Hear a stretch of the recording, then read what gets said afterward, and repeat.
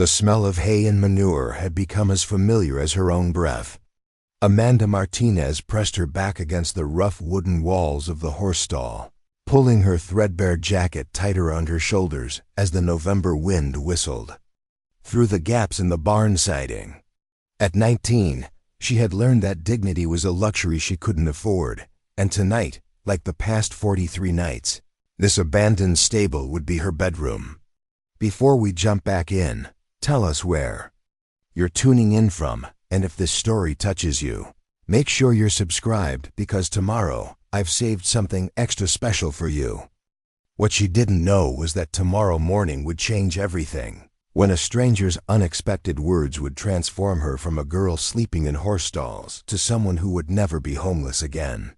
The story began 6 months earlier, on a sweltering June afternoon in Phoenix, Arizona. Amanda had just turned 19 when she received the phone call that would shatter her world. Her Aunt Caroline, the only family member who had taken her in after her parents died in a car accident 3 years prior, was moving to Florida to care for her own aging mother. "I'm sorry, honey," Caroline had said over the crackling phone line, her voice heavy with guilt. "I know this isn't what you wanted to hear, but I can't take you with me. Mom's place is tiny, and with her medical bills... double quotes Amanda understood. She had always understood. Understanding had become her survival mechanism since the day she turned 16 and learned that grief doesn't pause for growing up. But understanding didn't make the reality any less terrifying. With only $800 in savings from her part-time job at a local diner and nowhere to go, Amanda found herself standing on Caroline's front porch with everything she owned stuffed into 2 worn duffel bags. The Phoenix heat was merciless, even at 7 in the morning, and sweat was already beading on her forehead as she watched her aunt's silver Honda disappear around the corner. The first week, she managed to stretch her money by staying at a cheap motel on the outskirts of town. $45 a night felt manageable until she did the math. By the 10th day, reality hit hard. She would be broke within 2 weeks if she kept this up. The diner job barely covered food, let alone housing, and every apartment she inquired about required first month's rent, last month's rent, and a security deposit that might as well have been asking for the moon. Amanda's manager at the diner, Mrs. Rodriguez, was a kind woman in her 50s who had noticed Amanda's growing desperation. When Amanda finally worked up the courage to ask about picking up extra shifts, Mrs. Rodriguez pulled her aside during the lunch rush. "Mia, you look exhausted. Are you getting enough sleep?" The concern in the older woman's voice nearly broke Amanda's composure. She had been so focused on appearing strong, on not becoming anyone's burden, that she hadn't realized how visible her struggle had become. "I'm fine, Mrs. Rodriguez. Just trying to save money for a place." But Mrs. Rodriguez wasn't easily fooled. She had raised 4 children and could spot trouble from across a crowded restaurant. "Where are you staying now?" The question hung in the air like the grease-heavy smoke from the kitchen. Amanda's silence was answer enough. "There's a shelter downtown," Mrs. Rodriguez said gently. "Good people run it. Clean beds, hot meals." Amanda had driven past the Maricopa County shelter several times, always promising herself it was just a backup plan. The building looked institutional and depressing, with its chain-link fencing and security cameras. More importantly, she had heard stories from other young people who had stayed there, stories about theft, overcrowding, and strict rules that felt more like prison than refuge. But as her motel money dwindled to less than $100, Amanda found herself sitting in her beat-up 2003 Honda Civic outside the shelter's entrance on a Tuesday evening. The parking lot was filled with people of all ages, some carrying plastic bags with their belongings, others pushing shopping carts loaded with everything they owned. She sat there for 2 hours, engine running, air conditioning fighting against the desert heat, watching people come and go. A woman about her own age emerged from the building crying, dragging a sleeping bag behind her. An elderly man argued with someone on his phone about bed availability. A family with 3 small children waited in line, the parents' faces etched with the same mixture of desperation and shame that Amanda felt in her own chest. When the sun finally set and the parking lot lights flickered on, Amanda started her car and drove away. She couldn't do it. The shelter felt like admitting defeat, like accepting that her parents' death had truly left her with nothing and no one. Instead, she drove aimlessly through Phoenix's sprawling suburbs, looking for somewhere, anywhere, that might offer temporary sanctuary. That's when she discovered the old Riverside stables on the far edge of Ahwatukee. The property had clearly been abandoned for months, maybe longer. Weeds grew through cracks in the asphalt, and several of the fence posts had fallen over. But the main barn structure looked solid, and when Amanda pushed open the heavy wooden doors, she found 12 horse stalls, each with high walls that would provide privacy and protection from the elements. The stall she chose was the farthest from the entrance, in case anyone came looking around during the day. It still smelled faintly of horses and hay, but it was dry and surprisingly clean. Someone had left behind a few bales of old straw, which she arranged into a makeshift bed. Her sleeping bag, spread over the straw, almost looked intentional. The first night was the hardest. Every sound, the settling of old wood, the scurrying of small animals, the distant hum of highway traffic sent adrenaline coursing through her system. She lay awake until dawn, clutching her phone like a lifeline, wondering if this was rock bottom or if there were still deeper places to fall. But by the second week, the routine had become familiar. She would leave before sunrise when the desert air was still cool and the morning commuters hadn't yet filled the roads. The diner opened at 6, and she had convinced Mrs. Rodriguez to let her come in early to prep vegetables and set up the coffee station. It gave her access to the restaurant's bathroom where she could wash up and change clothes before the lunch shift began. The hardest part wasn't the physical discomfort of sleeping on straw or the constant worry about being discovered. It was loneliness. At 19, Amanda was supposed to be figuring out college or career plans, maybe falling in love, certainly not calculating how many days she could stretch a loaf of bread and a jar of peanut butter. She had always been good at making friends. But homelessness had a way of isolating you from normal social connections. How do you explain to coworkers why you never invite them over? How do you date someone when you can't even provide an address? The shame was like a weight she carried everywhere, making every conversation feel like a performance where she had to remember her lines carefully. 3 weeks into her stay at the stables, Amanda made a mistake that almost cost her everything. She had worked a double shift at the diner and was exhausted by the time she made it back to the barn. Instead of her usual careful approach, parking her car a quarter-mile away and walking through the desert scrub to avoid detection, she drove right up to the barn entrance. She was so tired that she didn't notice the security company truck parked behind a cluster of mesquite trees until it was too late. The guard, a middle-aged man with a beer belly and a flashlight that could have doubled as a weapon, was already walking toward her car when she saw him. "This is private property, miss. You can't be here." Amanda's heart hammered against her ribs as she tried to think of a believable excuse. She had prepared for this moment dozens of times in her head, but now that it was happening, her mind went blank. "I'm sorry, I was just ... I think I'm lost. My GPS brought me here looking for a friend's house." The guard studied her face with the practiced eye of someone who had heard every excuse in the book. Her story might have been more believable if she hadn't been carrying a sleeping bag and a backpack full of clothes. "You've been staying here?"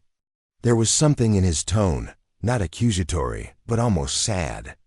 Amanda realized he had probably found other people in similar situations before. "Just tonight," she lied. "I couldn't find anywhere else." The guard was quiet for a long moment, his flashlight beam moving from Amanda's face to her car, taking in the details that told the real story. The backseat is packed with clothes and personal items. The pillow and blanket visible through the rear window.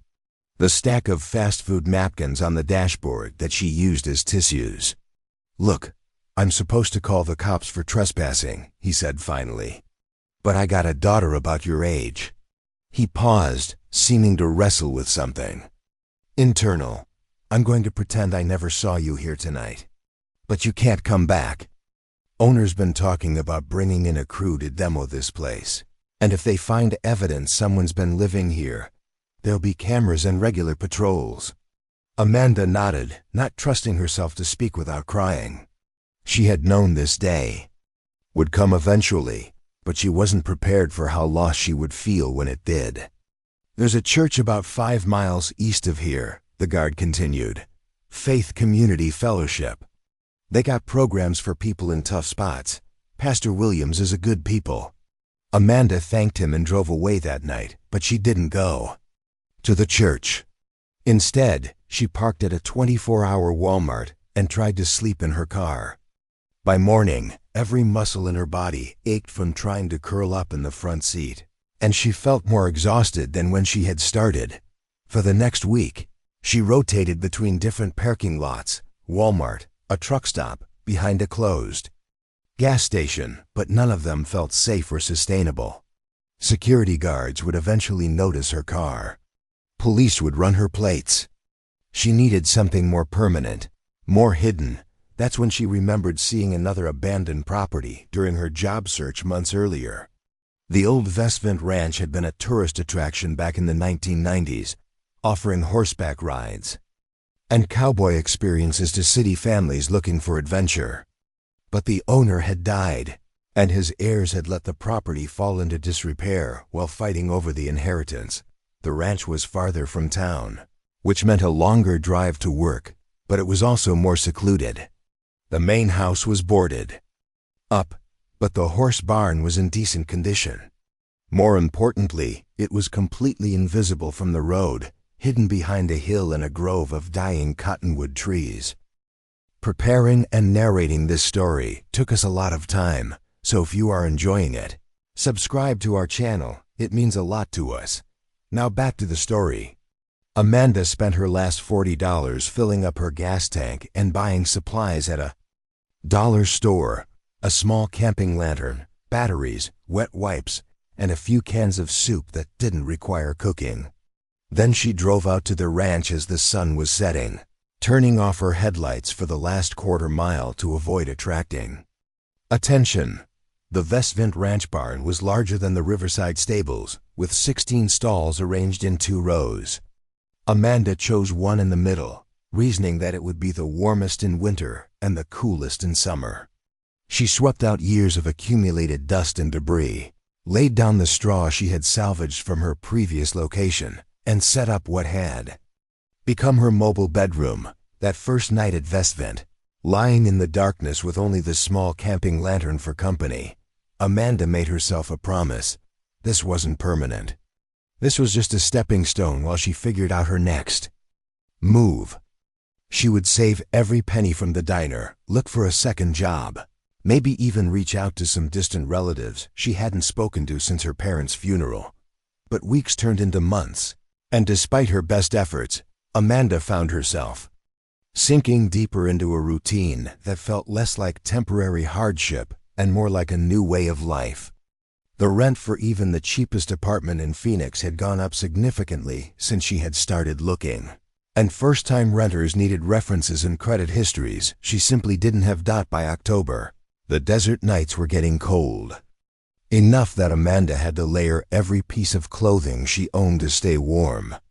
Her sleeping bag was rated for temperatures down to 40 degrees, but the barn offered little protection from the wind that seemed to find every gap in the old wood siding.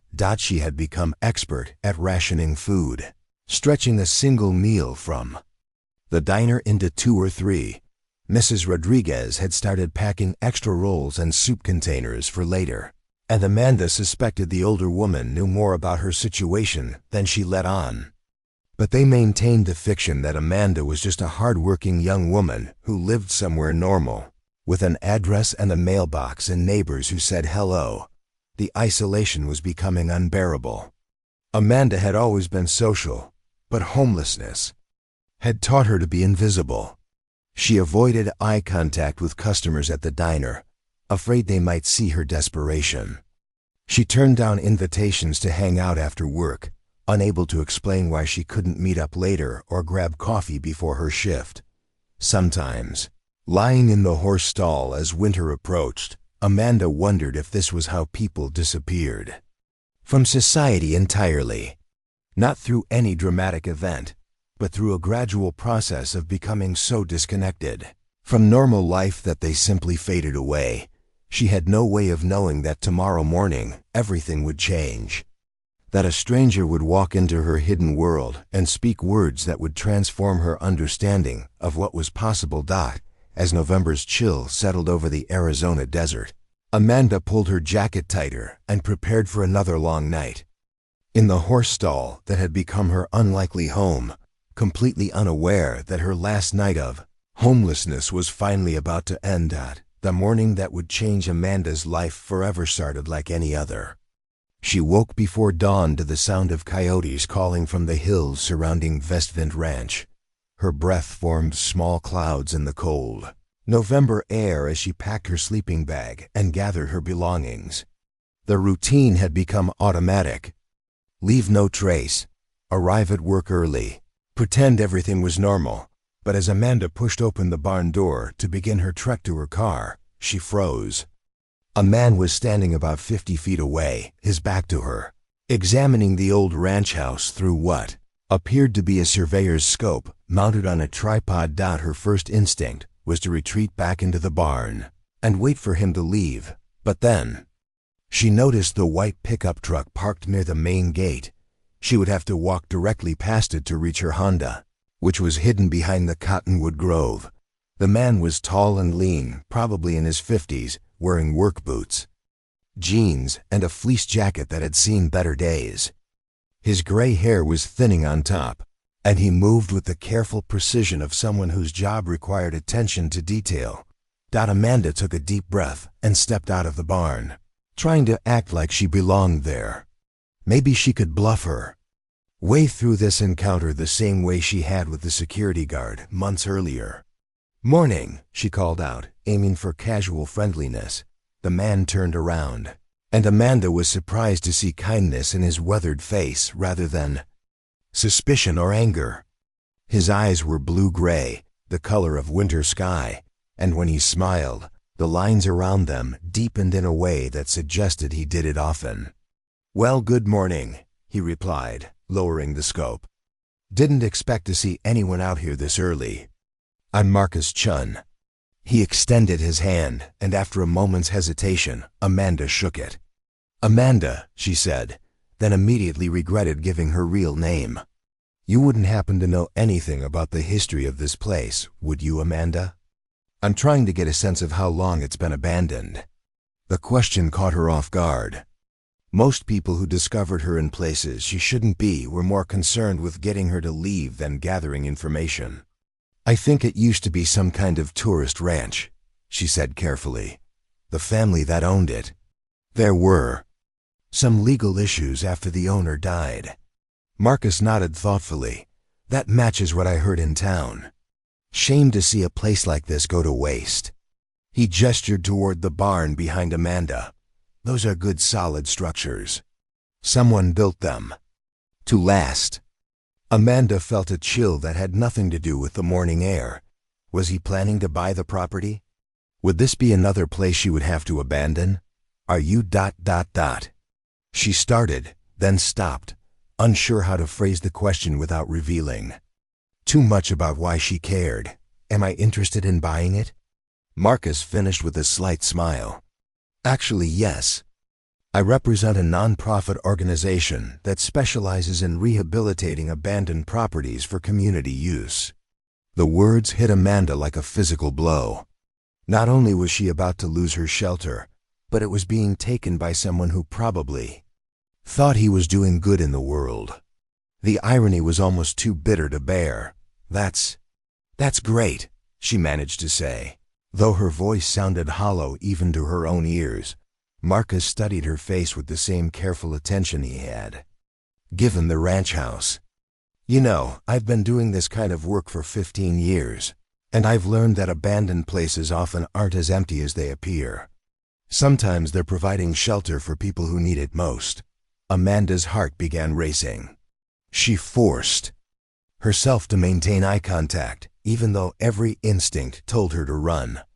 I wouldn't know about that. Of course not, Marcus said gently. But hypothetically, if someone was staying here because they had nowhere else to go, I'd want them to know that my organization isn't in the business of displacing people. We're in the business of creating solutions. The kindness in his voice was almost harder to bear than outright hostility would have been. Amanda had spent months building walls around herself, learning to expect nothing from other people, and this stranger's compassion threatened to crack those defenses wide open.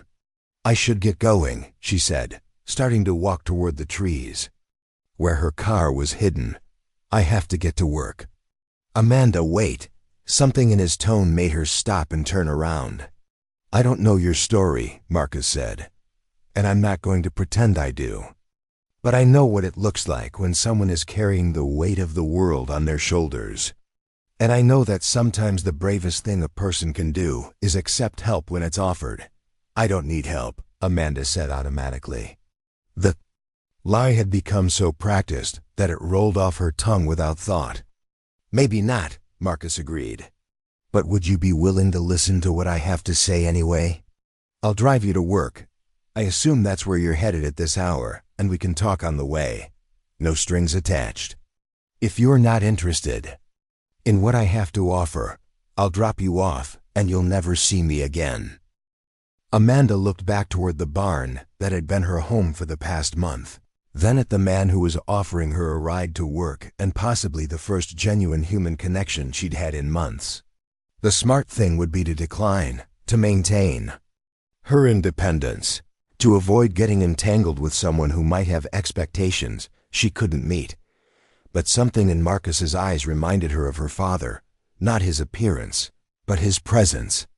The way he seemed to see her as a whole person, rather than a problem to be solved or a threat to be neutralized. Okay, she said quietly, but I'm not promising anything.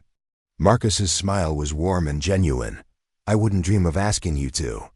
20 minutes later, Amanda found herself in the passenger seat of Marcus's pickup truck, heading toward Phoenix as the desert sunrise painted the sky in shades of orange and pink. The truck was clean but well used, with the kind of practical modifications that suggested its owner actually worked for a living rather than just playing at it. So tell me about this organization you work for, Amanda said, partly because she was genuinely curious and partly because talking would help calm her nerves. It's called Second Foundations, Marcus replied, navigating around a slow-moving semi-truck. We identify abandoned or underutilized properties and convert them into housing for people transitioning out of homelessness. But we don't just provide a roof. We provide comprehensive support services, job training, financial planning, whatever people need to build stable lives. Amanda felt a familiar skepticism rising. She had heard promises before from social workers, from well-meaning relatives, from government programs that looked good on paper but fell apart in practice. How many people have you helped? She asked. In 15 years? About 800, across 12 different properties in Arizona, New Mexico, and Colorado. Our success rate is around 73%, meaning that the percentage of people who complete our program are still housed and employed 2 years later. The statistics were impressive, but Amanda had learned to be wary of numbers that sounded too good to be true. What about the other 27%? Marcus was quiet for a moment, his hands steady on the steering wheel. Some people aren't ready for the level of commitment our program requires. Some have addiction or mental health issues that need more specialized treatment than we can provide. And some, he paused, some just disappear. They get scared, or they don't trust the process, or they convince themselves they're better off alone. There was something in his voice that suggested personal experience with that last category. "It sounds too good to be true," Amanda said bluntly. "I understand that," Marcus replied. "When you're living day to day, in survival mode, it's hard to believe that anyone would offer something substantial without expecting something equally substantial in return. But here's the thing. Our model works precisely because we don't treat people like charity cases. Everyone in our program contributes according to their abilities. It's not a handout. It's a partnership." Amanda watched the familiar landmarks of her commute pass by: the gas station where she sometimes bought coffee, the strip mall where she had applied for jobs months earlier, the billboard advertising luxury apartments that might as well have been advertising trips to Mars. What would someone hypothetically have to do to qualify for this program? She asked. Marcus glanced at her with a slight smile. "Well, hypothetically, they would need to be over 18, willing to undergo a background check, commit to following house rules, and participate in whatever educational or job training programs best fit their situation. They would also need to contribute 30% of any income toward their housing costs once they start earning money. And if they don't have any income when they start, then they start with volunteering, helping with property maintenance, participating in community gardens, assisting with administrative tasks.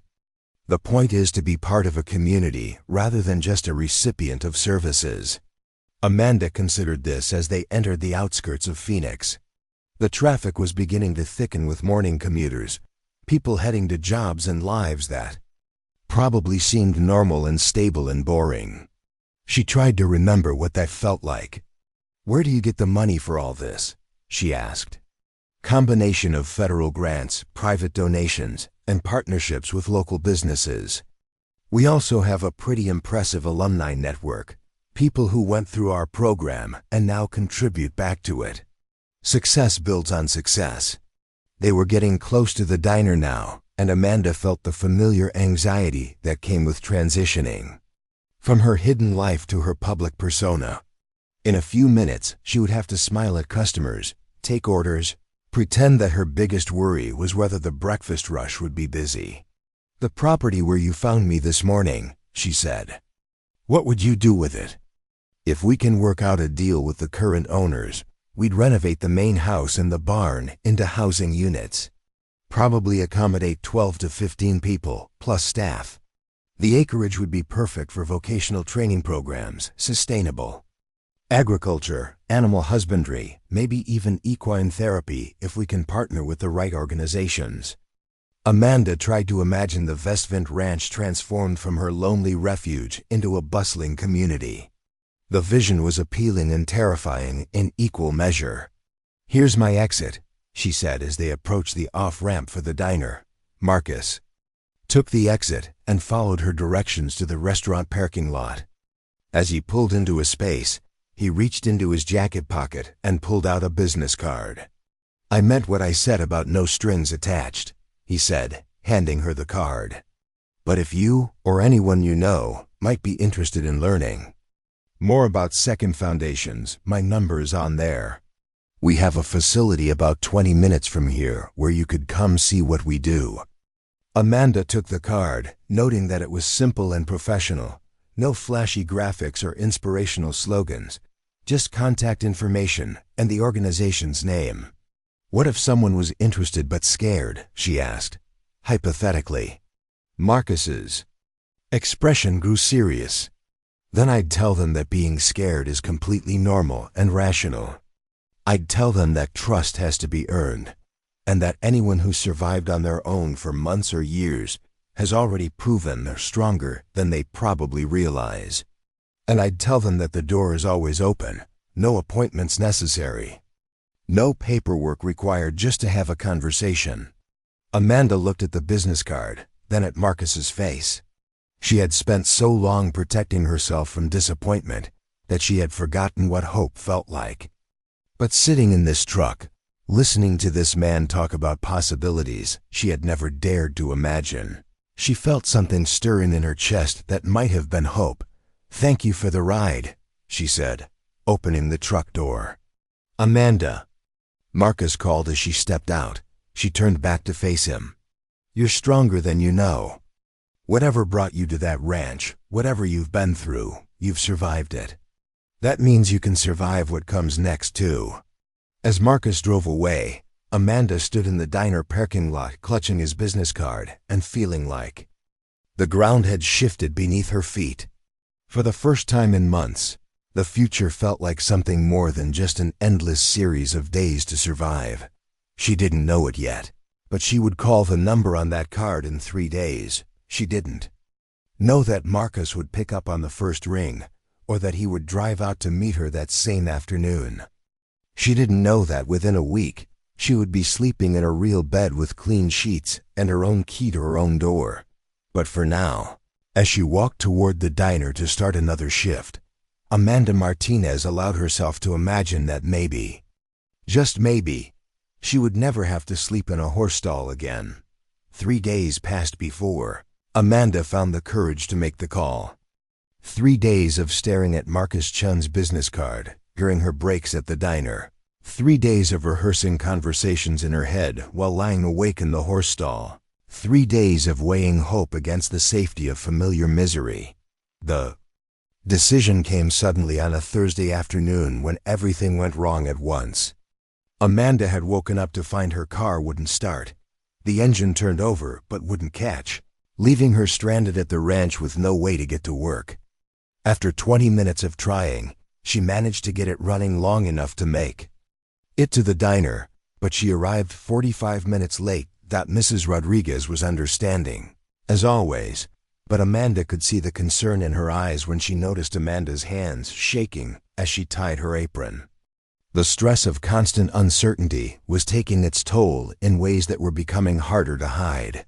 Then, during the lunch rush, Amanda made a mistake that almost cost her the job she desperately needed. She accidentally charged a regular customer for someone else's meal, a simple error, but one that resulted in an angry confrontation and a complaint to the manager. Mrs. Rodriguez smoothed things over, but not before pulling Amanda aside. "Nia, you're one of my best workers, but you seem distant lately, distracted. Is everything okay at home?" The word home hit Amanda like a slap. She managed to assure Mrs. Rodriguez that everything was fine, but the conversation left her rattled. How long before her performance deteriorated enough that she lost this job too? How long before the car died completely? How long before winter nights became too cold for even her warmest clothes and sleeping bag? That evening, sitting in her Honda outside a gas station and staring at Marcus's business card, Amanda realized she had reached a crossroads. She could continue trying to survive on her own, watching her situation slowly deteriorate until something catastrophic happened, or she could take a leap of faith with a stranger who claimed he could help. She dialed the number before she could change her mind. Marcus Chun. His voice was exactly as she remembered, calm, professional, but warm. "This is Amanda," she said, her own voice barely above a whisper. "We met at the ranch a few days ago." "Amanda, I was hoping you'd call. How are you doing?" The simple question nearly undid her. When was the last time someone had asked how she was doing and actually wanted an honest answer? "I've been better," she admitted. "You said I could come see your facility. Is that offer still open?" "Absolutely. Are you free now?" "I could meet you there in about an hour." An hour later, Amanda found herself driving through a residential neighborhood in Tempe that she had never visited before.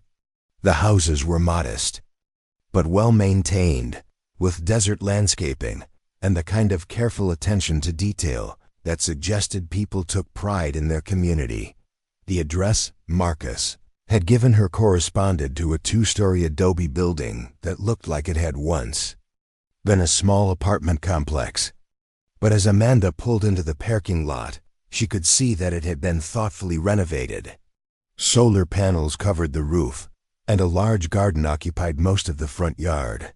with raised beds full of winter vegetables. Marcus was waiting for her by the main entrance, and his smile when he saw her was genuinely pleased rather than professionally polite. "Welcome to Sunrise Commons," he said, gesturing toward the building. "Our first facility in the Phoenix area. We opened here 5 years ago." As they walked toward the entrance, Amanda noticed a young man about her age working in the garden, carefully harvesting what looked like lettuce and kale. He looked up and waved at Marcus, who waved back. "That's David," Marcus explained. "He's been with us for 8 months. Started our electrician training program last month and just got hired by a solar installation company." The pride in Marcus's voice was unmistakable, and Amanda found herself wondering what it would feel like to have someone talk about her accomplishments that way. Inside, the building was clean and bright, with common areas that felt more like a college dormitory than an institution. The furniture was simple but comfortable, and the walls were decorated with artwork that Amanda realized had probably been created by residents. "We house 18 people here," Marcus explained as they walked through a common room where several residents were watching television and playing board games. "Each person has their own room, but we encourage community interaction. Shared meals, group activities, collaborative projects."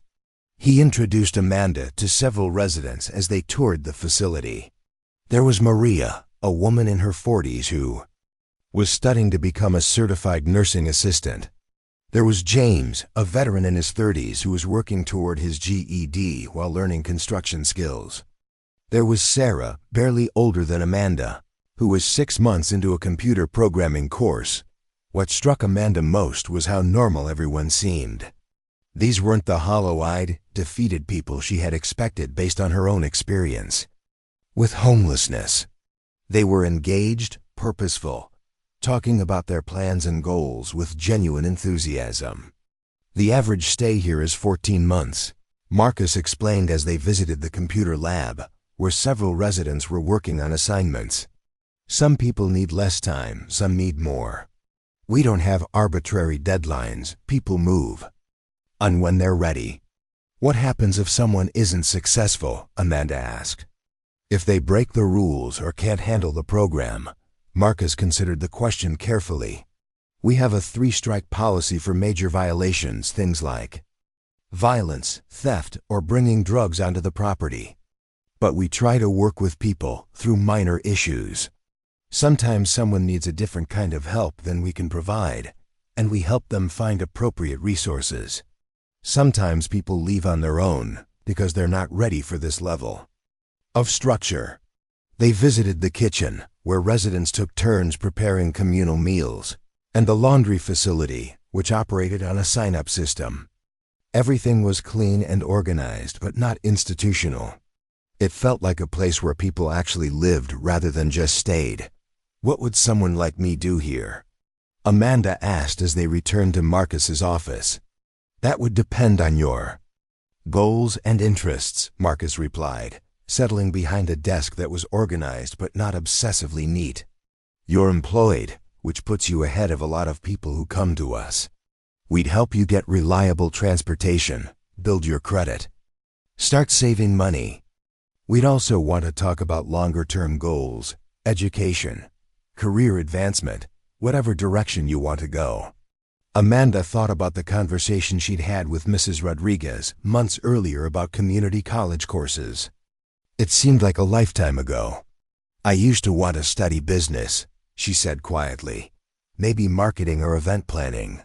But that was before life happened," Marcus finished gently. "The good news is that before doesn't have to define after." "We have partnerships with 3 local community colleges and a scholarship fund for residents who want to pursue education." He pulled out a folder and opened it on the desk between them. "This is our intake packet. No pressure, but I'd like you to take it home and look it over. It explains our program in detail, including expectations and requirements." Amanda flipped through the packet, noting sections on house rules, job requirements, educational opportunities, and financial planning. It was comprehensive without being overwhelming. There's a waiting list, Marcus continued. Currently about 3 weeks. But we also have emergency placements for people in crisis situations. What qualifies as a crisis? Amanda asked. Immediate danger, medical emergencies, situations where someone literally has nowhere to go that night. We keep 2 rooms available for emergency placements, though people can only stay in emergency housing for 72 hours before they have to either join the regular program or find alternative arrangements. Amanda nodded, trying to process all the information while also managing the emotional weight of actually being here, actually considering this possibility. Can I ask you something personal? She said. Of course. Why do you do this?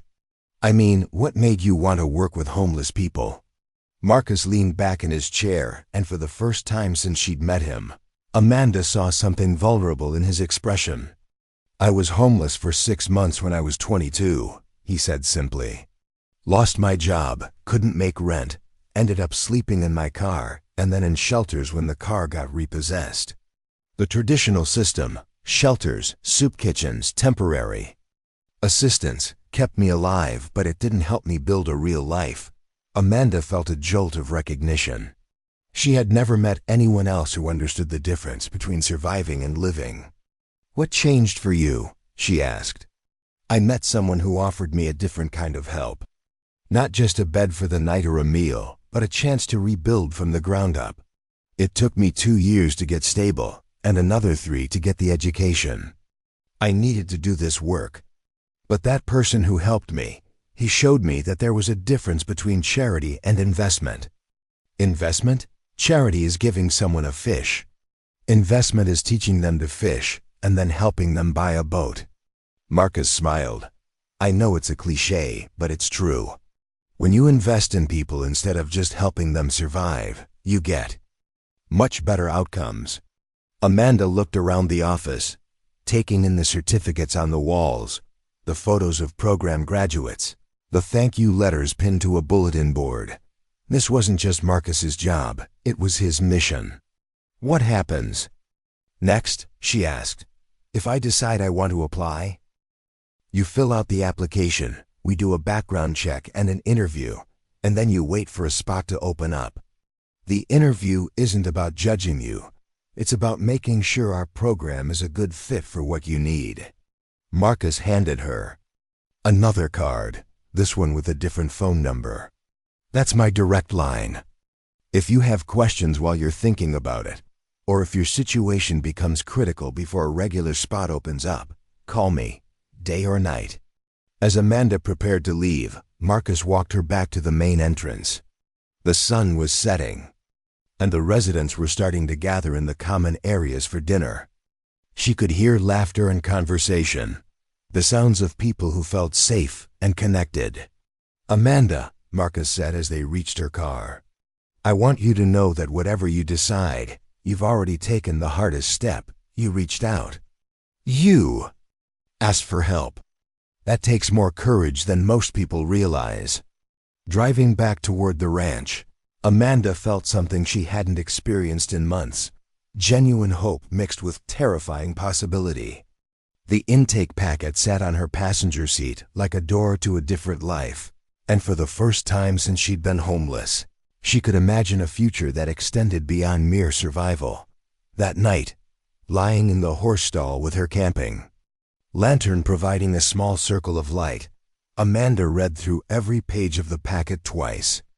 She learned about the point system that governed privileges and responsibilities, the mandatory savings program that would help her build financial stability, the counseling services available to address trauma and mental health needs.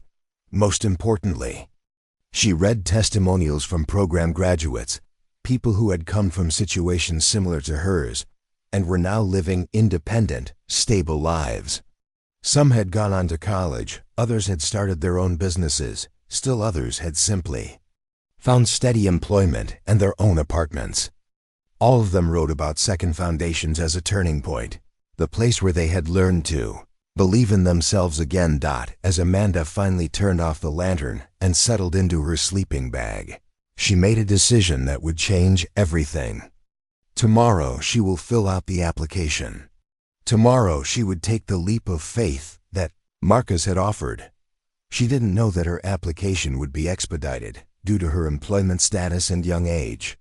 She didn't know that a spot would open up sooner than expected when another resident successfully transitioned to independent housing.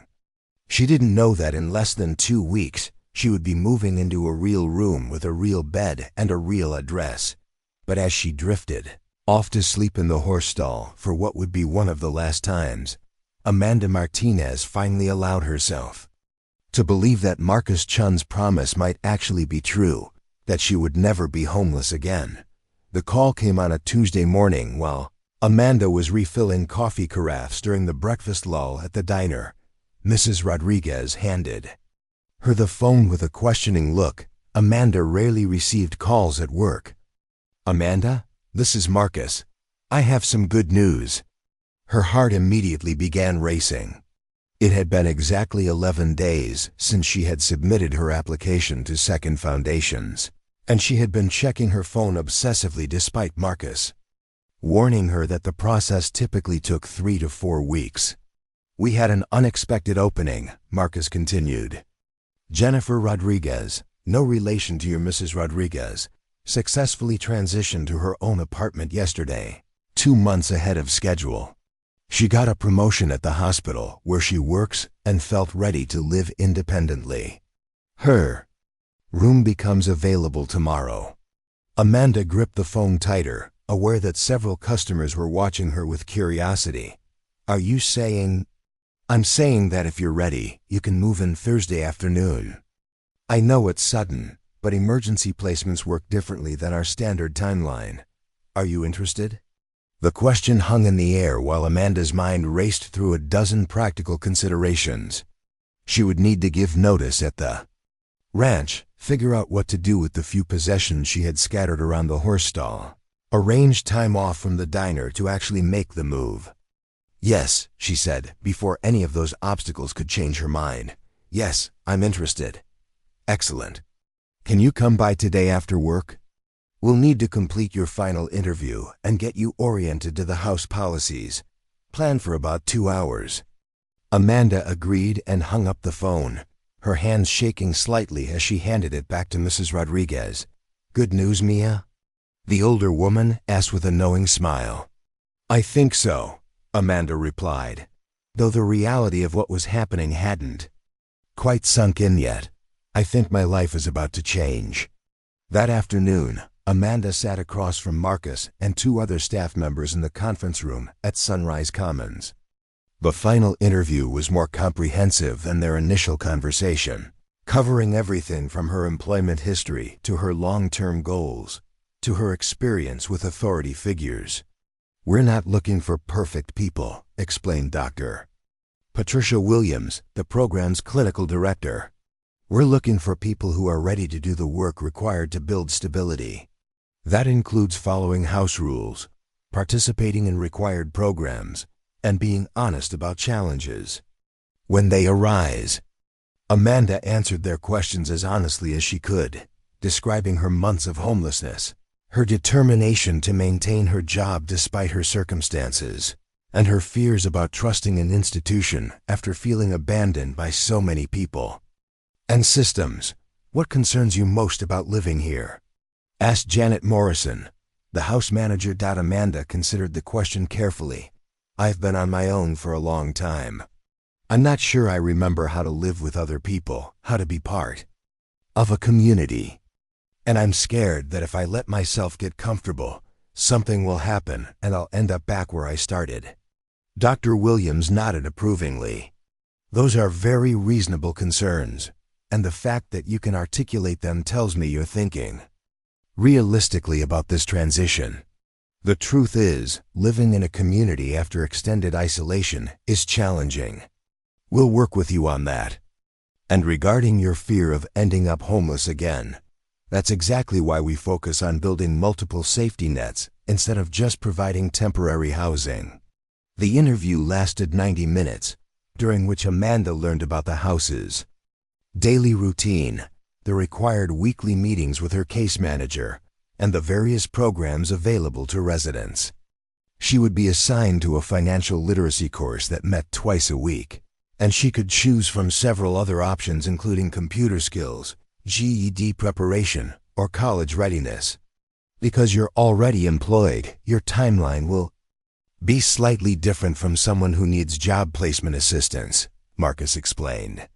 We'll focus on helping you stabilize your current situation while building toward whatever your next career goal might be. After the interview, Janet gave Amanda a tour of what would be her new room. It was small but private, with a single bed, a desk, a dresser, and a large window that looked out onto the community garden. The walls were painted a warm yellow, and someone had left a small succulent plant on the windowsill. Each room comes furnished with the basics, but residents can personalize them however they want, Janet explained.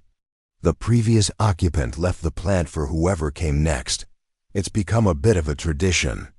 Amanda ran her hand along the smooth wooden surface of the desk, trying to remember the last time she had owned furniture or had a space that was truly her own. The horse stall had been a shelter, but this was something entirely different. This was home. What happens on my first day? Amanda asked. You'll move in Thursday afternoon, and we'll get you set up with keys, parking assignment, laundry code, all the practical stuff. Friday morning, you'll meet with your case manager to establish your individual goals and timeline. This weekend, we have a house meeting Saturday morning where everyone gets together to discuss community issues, plan activities, that sort of thing. As Amanda prepared to leave, Marcus handed her a welcome packet that included her room assignment, a list of what to bring and what was provided, and contact information for key staff members. How are you feeling about all this? He asked as they walked to her car. Terrified, Amanda admitted, but also hopeful. I haven't felt hopeful in a long time. That's exactly the right combination, Marcus said with a smile. The fear means you understand that this is a big step. The hope means you're ready to take it. Thursday afternoon arrived faster than Amanda had expected. She spent Wednesday evening gathering her belongings from the horse stall, a process that was both melancholy and liberating. She had accumulated surprisingly little during her months at the ranch: some extra clothes, a few books she had found at a thrift store, toiletries, and the camping supplies that had been essential for survival. As she loaded her possessions into 2 garbage bags and a small duffel bag, Amanda thought about the person she had been when she first arrived at the Vesvent Ranch. That girl had been desperate and afraid, focused entirely on day-to-day survival. The woman packing up to leave was still afraid, but her fear was now balanced by possibility. She left the horse stall cleaner than she had found it, sweeping out the old straw and even scrubbing down the walls with some cleaning supplies she had bought with her last tips from the diner. It seemed important to leave the space ready for the next person who might need shelter, though she hoped no one would have to stay there as long as she had. Driving away from the ranch for the last time, Amanda felt a complex mixture of emotions. Relief, certainly, and excitement about what lay ahead, but also a strange nostalgia for the place that had kept her safe when she had nowhere else to go, and a deep sadness for all the nights she had spent there believing she was completely alone in the world. At Sunrise Commons, Janet met her in the parking lot and helped carry her belongings to her new room. The space looked even better in the afternoon light, and Amanda was touched to see that someone had left a small welcome basket on her bed: shampoo, soap, a notebook, and a gift card to a nearby grocery store. The residents put that together, Janet explained. Everyone remembers what it felt like to arrive here. Amanda's first week at Sunrise Commons was a whirlwind of adjustments and new experiences. The structure took some getting used to. Quiet hours from 10 p.m. to 7 a.m., assigned chores on a rotating basis, mandatory participation in community meals 3 times a week. But after months of isolation, Even the challenges of communal living felt like luxuries. Her case manager was a woman named Lisa Chun, Marcus's younger sister, as it turned out, who had a background in social work and an infectious enthusiasm for helping people achieve their goals. During their first meeting, Lisa helped Amanda map out a 5-year plan that seemed both ambitious and achievable. "Your immediate goal is stabilization," Lisa explained, writing notes on a large whiteboard. In her office, "Building savings, improving your credit, getting reliable transportation. Medium term, we'll work on education and career advancement. Long term, we'll help you transition to independent housing and whatever life goals matter most to you." Amanda found herself opening up to Lisa in ways she hadn't expected. She talked about her parents' death, her complicated relationship with her Aunt Carolyn, her months of homelessness, and her fears about trusting people. Lisa listened without judgment, occasionally asking clarifying questions, but mostly just creating space for Amanda to process experiences she had never discussed with anyone. "Trauma has a way of convincing us that we're fundamentally alone," Lisa said during one of their sessions. "Part of healing is learning to believe in connection. Again, with other people, with community, with your own future." The other residents at Sunrise Commons were generous with their advice and support, but they also respected Amanda's need to adjust at her own pace. David, the young man she had seen working in the garden, showed her how to use the communal kitchen and introduced her to the informal networks that made the house function smoothly.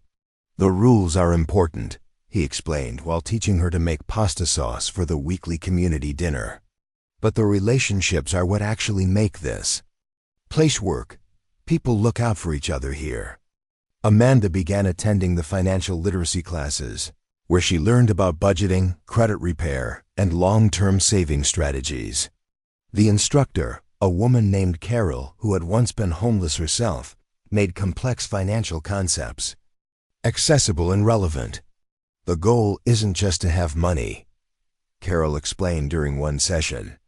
"The goal is to have enough financial stability that an emergency doesn't derail your entire life. That's what separates surviving from thriving." For the first time in years, Amanda began to think seriously about her future beyond immediate survival. She researched business programs at local community colleges, looking at course schedules that could accommodate her work at the diner. She started a savings account with automatic deposits from each paycheck. She even bought a few items to personalize her room: a colorful bedspread, some books, a small desk lamp that made the space feel more like home. But perhaps the most significant change was in how Amanda saw herself. Living at Sunrise Commons meant being surrounded by people who were actively working to improve their lives. People who talked about their goals and dreams as achievable realities rather than impossible fantasies. "I forgot that I used to have ambitions," Amanda confided to Lisa during one of their weekly meetings. "For so long, I was just trying to survive each day. I stopped thinking about what I actually wanted from life." "What do you want now?" Lisa asked. Amanda considered the question, surprised by how quickly the answer came to her. "I want to help other people the way Marcus helped me. I want to understand how programs like this work, maybe eventually run one myself. I want to be the person who shows up when someone else is sleeping in a horse stall." Lisa smiled and made a note on Amanda's file. "Let's talk about what kind of education and experience you'd need to make that happen." 3 weeks into her stay at Sunrise Commons, Amanda received a call that brought her past and future into sharp focus. Mrs. Rodriguez was calling to let her know that a young woman had been coming to the diner for the past week, ordering coffee and sitting in the back booth for hours at a time. She was clearly homeless, clearly struggling, and Mrs. Rodriguez wondered if Amanda might be willing to talk to her. "She reminds me of you, Mia," Mrs. Rodriguez said gently. "Same age, same look in her eyes. Like she's carrying the weight of the world but trying not to show it." Amanda agreed to talk to the young woman, whose name turned out to be Christina Foster. Over coffee and pie that Amanda paid for, Christina shared a story that was heartbreakingly familiar: aging out of foster care, working multiple part-time jobs that didn't pay enough for rent, sleeping in her car when she could afford gas, and in doorways when she couldn't. "I heard about some programs that help people like us," Christina said, her voice barely above a whisper. "But I don't know if I'm ready for all the rules and requirements. What if I mess it up?" Amanda looked at this girl who was exactly where she had been just a month earlier, and she felt something shift inside her. For the first time since her parents' death, she had something meaningful to offer someone else. "I was sleeping in an abandoned barn 6 weeks ago," Amanda said quietly. "I thought asking for help meant admitting defeat. But it doesn't. It means you're ready to fight for something better."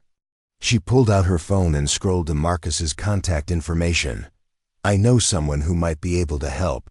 His name is Marcus Chun, and he keeps his promises." As Amanda watched Christina carefully write down Marcus's phone number, she realized that her transformation was complete in a way she hadn't expected. She was no longer just someone who had been saved. She was someone who could save others. The girl who had once slept in horse stalls was becoming the woman who would make sure other girls never had to. 6 months after moving into Sunrise Commons, Amanda Martinez stood in front of her bathroom mirror, adjusting the collar of her first business suit. The navy blue blazer and matching skirt had been purchased with money from her savings account, an account that now contained more money than she had ever possessed in her entire life.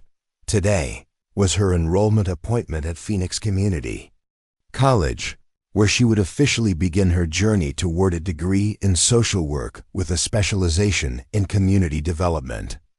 The woman looking back at her from the mirror bore little resemblance to the frightened girl who had once slept in horse stalls. That her transformation hadn't happened overnight. The past months had been filled with challenges that tested her resolve and forced her to confront parts of herself she had buried during her time on the streets. But with each obstacle overcome, Amanda had grown stronger, more confident, and more certain of her purpose. The first major hurdle had come just 2 months into her stay at Sunrise Commons. When her car finally gave up completely, Amanda had been driving to her shift at the diner when the engine made a grinding noise and died in the middle of an intersection. The repair estimate was more than the car was worth, and Amanda's savings weren't yet sufficient to purchase reliable transportation. In her previous life, this setback would have been catastrophic. Without a car, she couldn't get to work. Without work, she couldn't afford housing. The spiral into deeper homelessness would have been swift and inevitable. But at Sunrise Commons, crisis became an opportunity for problem solving. Lisa Chun helped Amanda research public transportation options and negotiate a temporary schedule change at the diner that aligned with bus routes. David offered to drive her to work when their schedules overlapped. The house manager connected her with a nonprofit that provided low-interest loans for reliable used cars to people in transitional housing. "This is what safety nets look like," Lisa explained during one of their sessions.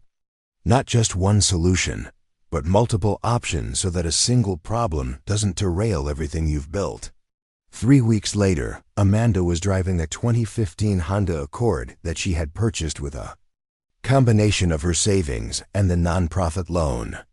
The monthly payments fit comfortably within her budget, and for the first time in her adult life, she had transportation she could depend on.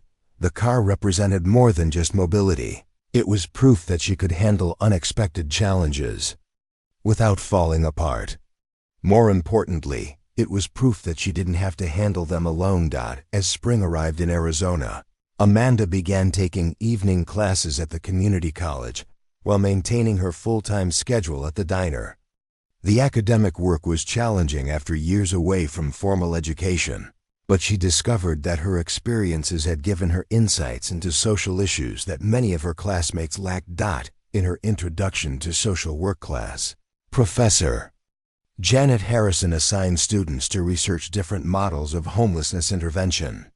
While other students wrote about theories they had read in textbooks, Amanda wrote about lived experience combined with scholarly research.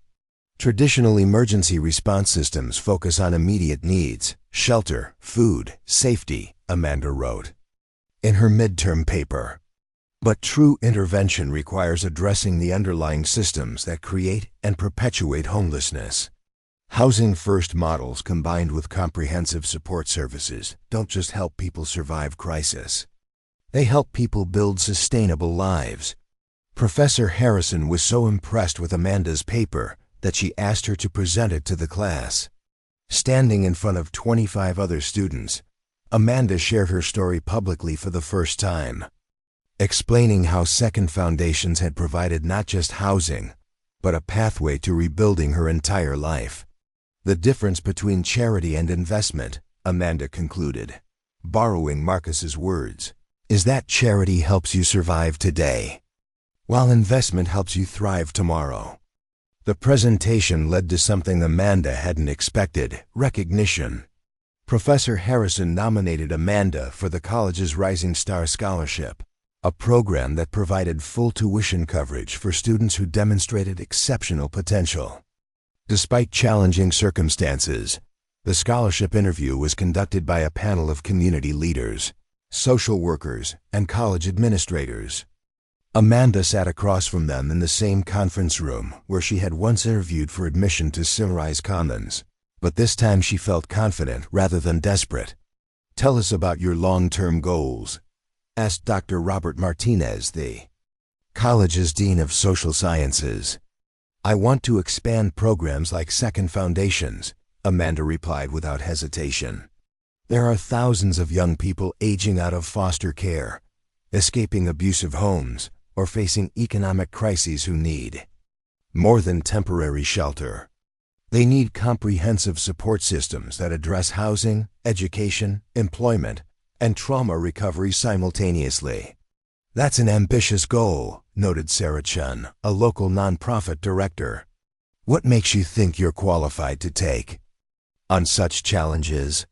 Amanda smiled, thinking of the nights she had spent in the horse stall, the mornings she had woken up wondering if she would have enough money for food, the constant fear that had been her companion for so many months. "Because I've been there," she said simply. "I understand what it feels like to be 19 years old and completely alone in the world. I know what kinds of help actually work and what kinds just maintain people in poverty. And I know that with the right support, people can overcome circumstances that seem impossible." 2 weeks later, Amanda received the scholarship award letter, full tuition for her remaining 3 years of undergraduate study, plus a stipend for books and supplies. The letter also included an invitation to participate in the college's paid internship program with local social service agencies. That evening, Amanda called her Aunt Caroline for the first time since moving to Arizona. The conversation was awkward. At first, both women carrying guilt and regret about how things had ended. But as Amanda shared her story of the past year, she could hear the pride and relief in Caroline's voice. "I've thought about you every day," Caroline admitted. "I wondered if I had made the right choice, leaving you behind. I'm so proud of what you've accomplished." "You made the choice you had to make," Amanda replied. "And it led me exactly where I needed to be." As summer approaches, Amanda applied for an internship position with a new organization that was planning to open Arizona's third Second Foundations facility. The interview was conducted by Marcus Chun, who had become not just her advocate but her mentor and friend. "I have to ask," Marcus said with a slight smile, "are you sure you're ready for this? Working in social services means constant exposure to trauma, limited resources, and bureaucratic frustrations. It's not an easy field, I'm sure," Amanda replied. "But I also know I'll need supervision and continued learning. I want to do this work, but I want to do it well." Marcus offered her the internship position immediately. She would work 20 hours a week while maintaining her college schedule, learning every aspect of program operation from intake procedures to grant writing to community partnerships. Amanda's first day as a social services intern was both thrilling and terrifying. She spent the morning shadowing Marcus as he conducted intake interviews with potential residents, watching him balance compassion with practical assessment, hope with realistic expectations. During lunch, Marcus introduced her to the other staff, members who would become her colleagues and teachers. There was Dr. Patricia Williams, who taught her about trauma-informed care practices. There was Janet Morrison, who showed her how to create communities within institutional settings. There was Lisa Chun, who helped her understand the delicate balance between support and independence. The hardest part of this work, Dr. Williams explained during Amanda's first training session, is learning to care without burning out. You'll want to save everyone, to solve every problem immediately. But sustainable change takes time, and some people aren't ready for help when you think they should be. Amanda's first client assignment was with Christina Foster, the young woman she had met at the diner months earlier.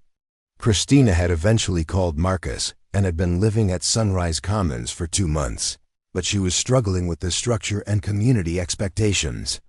She reminds me of you when you first arrived, Lisa told Amanda privately. Fierce independence born from trauma, difficulty trusting systems, afraid to hope for too much.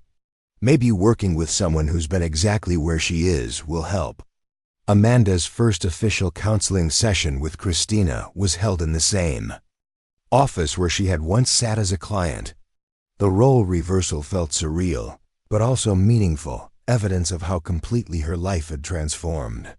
I don't know why they think you can help me, Christina said defensively during their first meeting.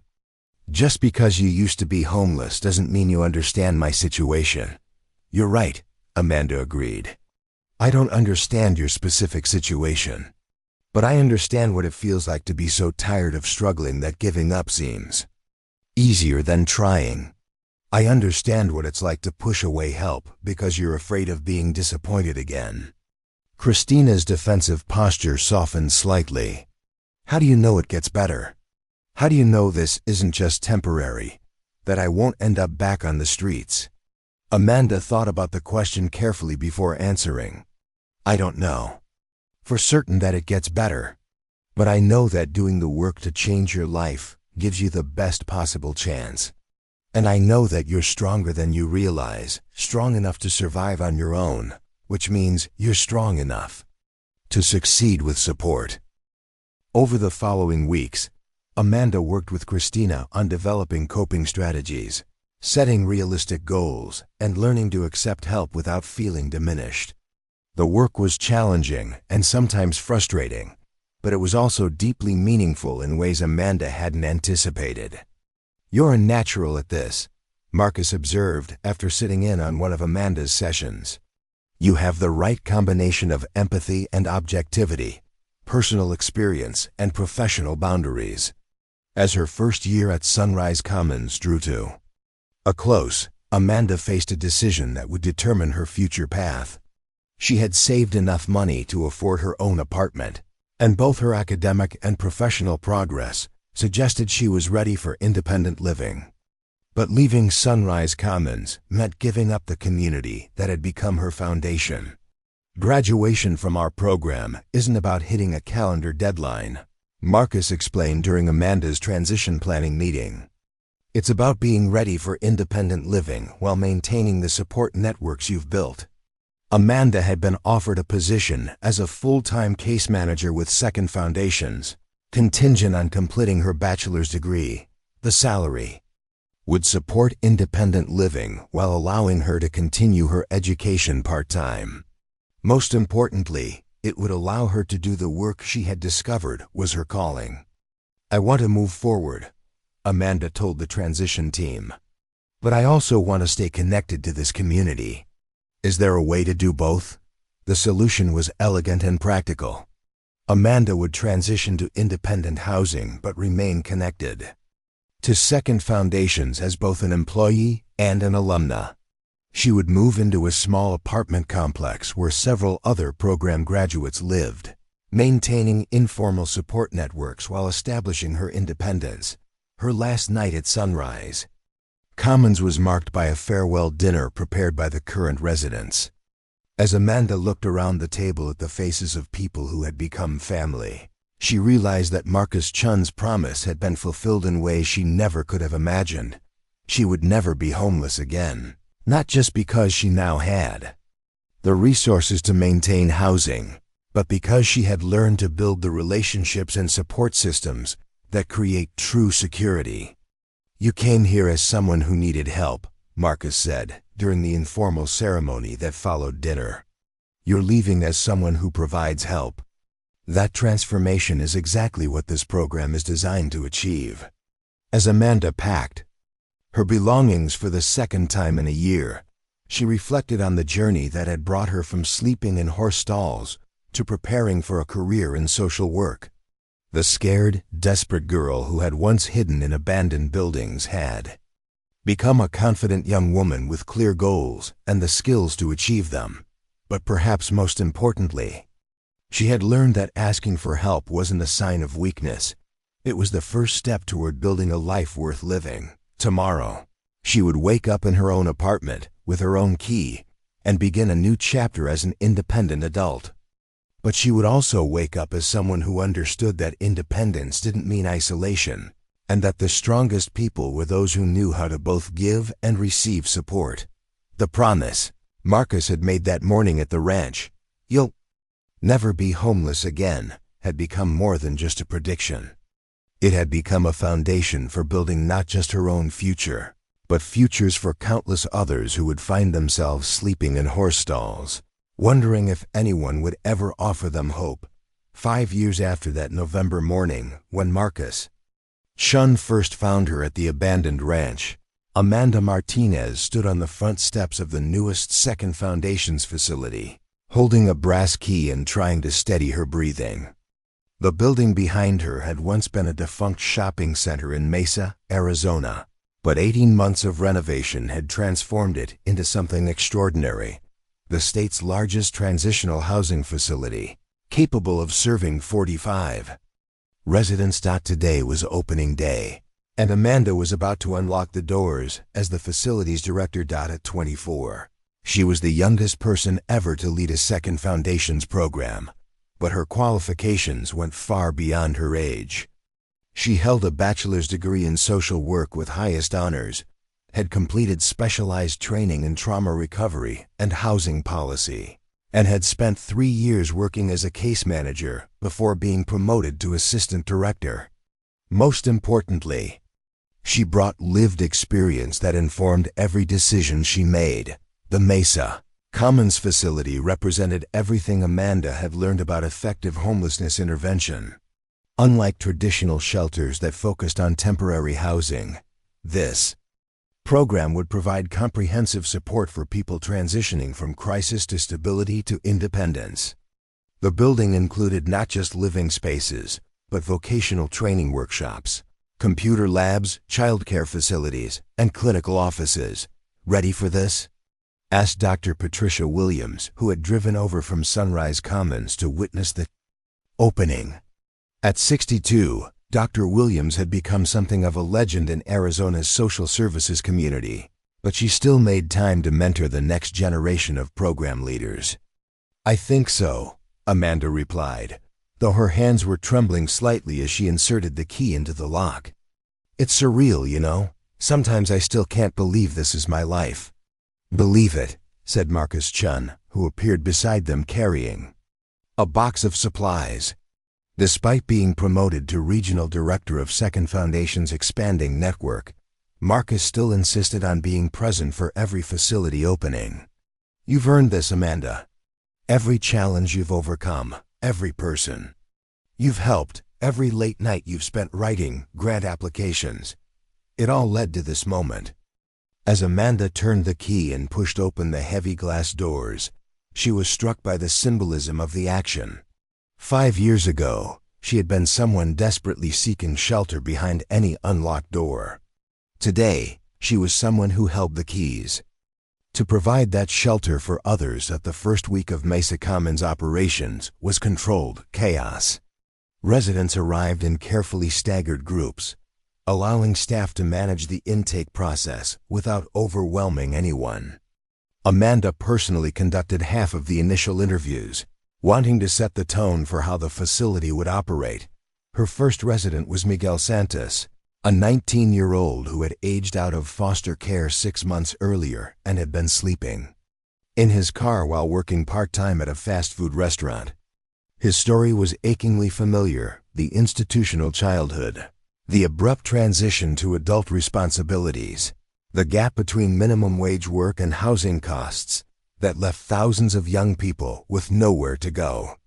"I've heard good things about this place," Miguel said during his intake interview, though his body language suggested wariness. "But I've heard promises before that didn't work out." "That's understandable," Amanda replied, reviewing his application materials. "I'm not going to make promises about what will happen here. What I will tell you is that this program works for people who are ready to do the work required. And based on your employment history and your persistence in seeking help, it looks like you're someone who knows how to work hard." Miguel's expression softened slightly. "How long can I stay?" "As long as you need to build stability, up to 18 months. But the goal isn't to keep you here, it's to help you develop the resources to succeed on your own." Amanda showed Miguel to his room, a private space with a window overlooking the courtyard where other residents were already working in the community garden.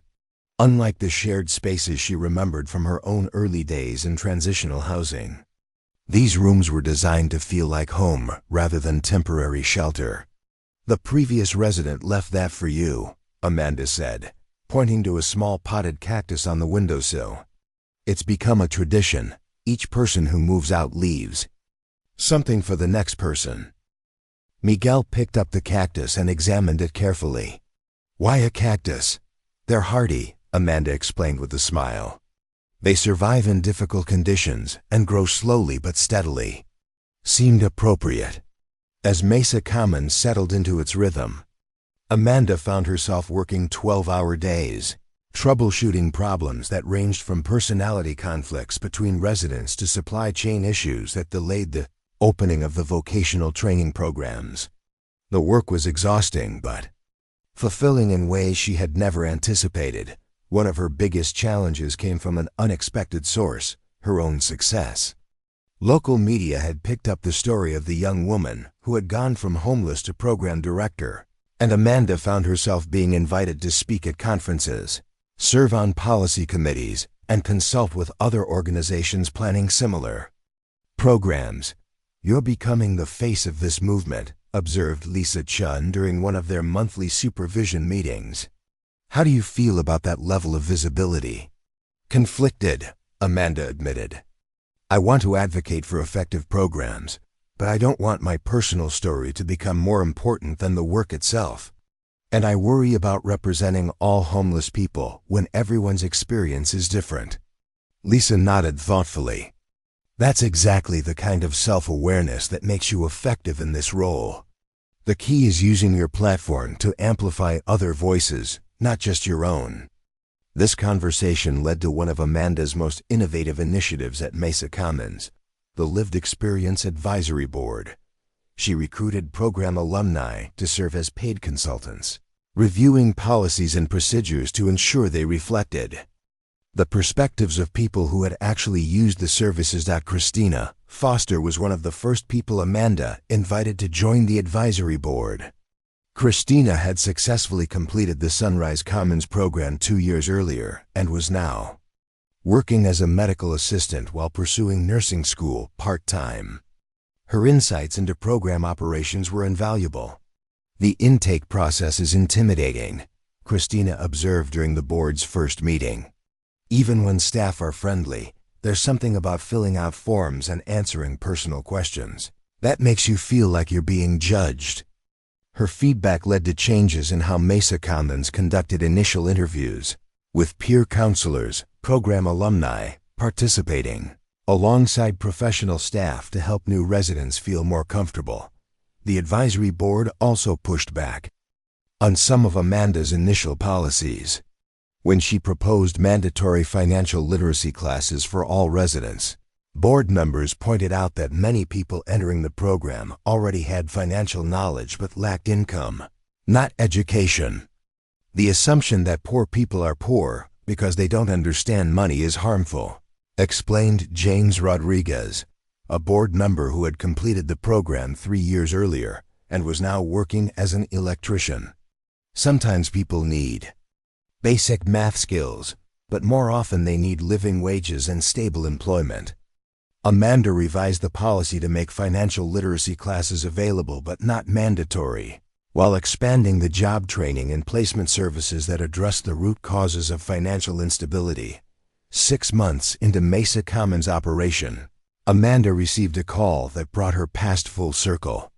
The Vestvent Ranch, the abandoned property where she had once slept in horse stalls, was being offered for sale, and the seller was interested in working with Second Foundations to convert it into a specialized program for young adults. Aging out of foster care. Amanda drove out to the ranch on a Saturday morning, bringing Marcus and Dr. Williams to assess the property's potential. As they walked through the old barn, Amanda felt an odd sense of completion, returning to the place where she had once felt most desperate, now with the power to transform it into something hopeful.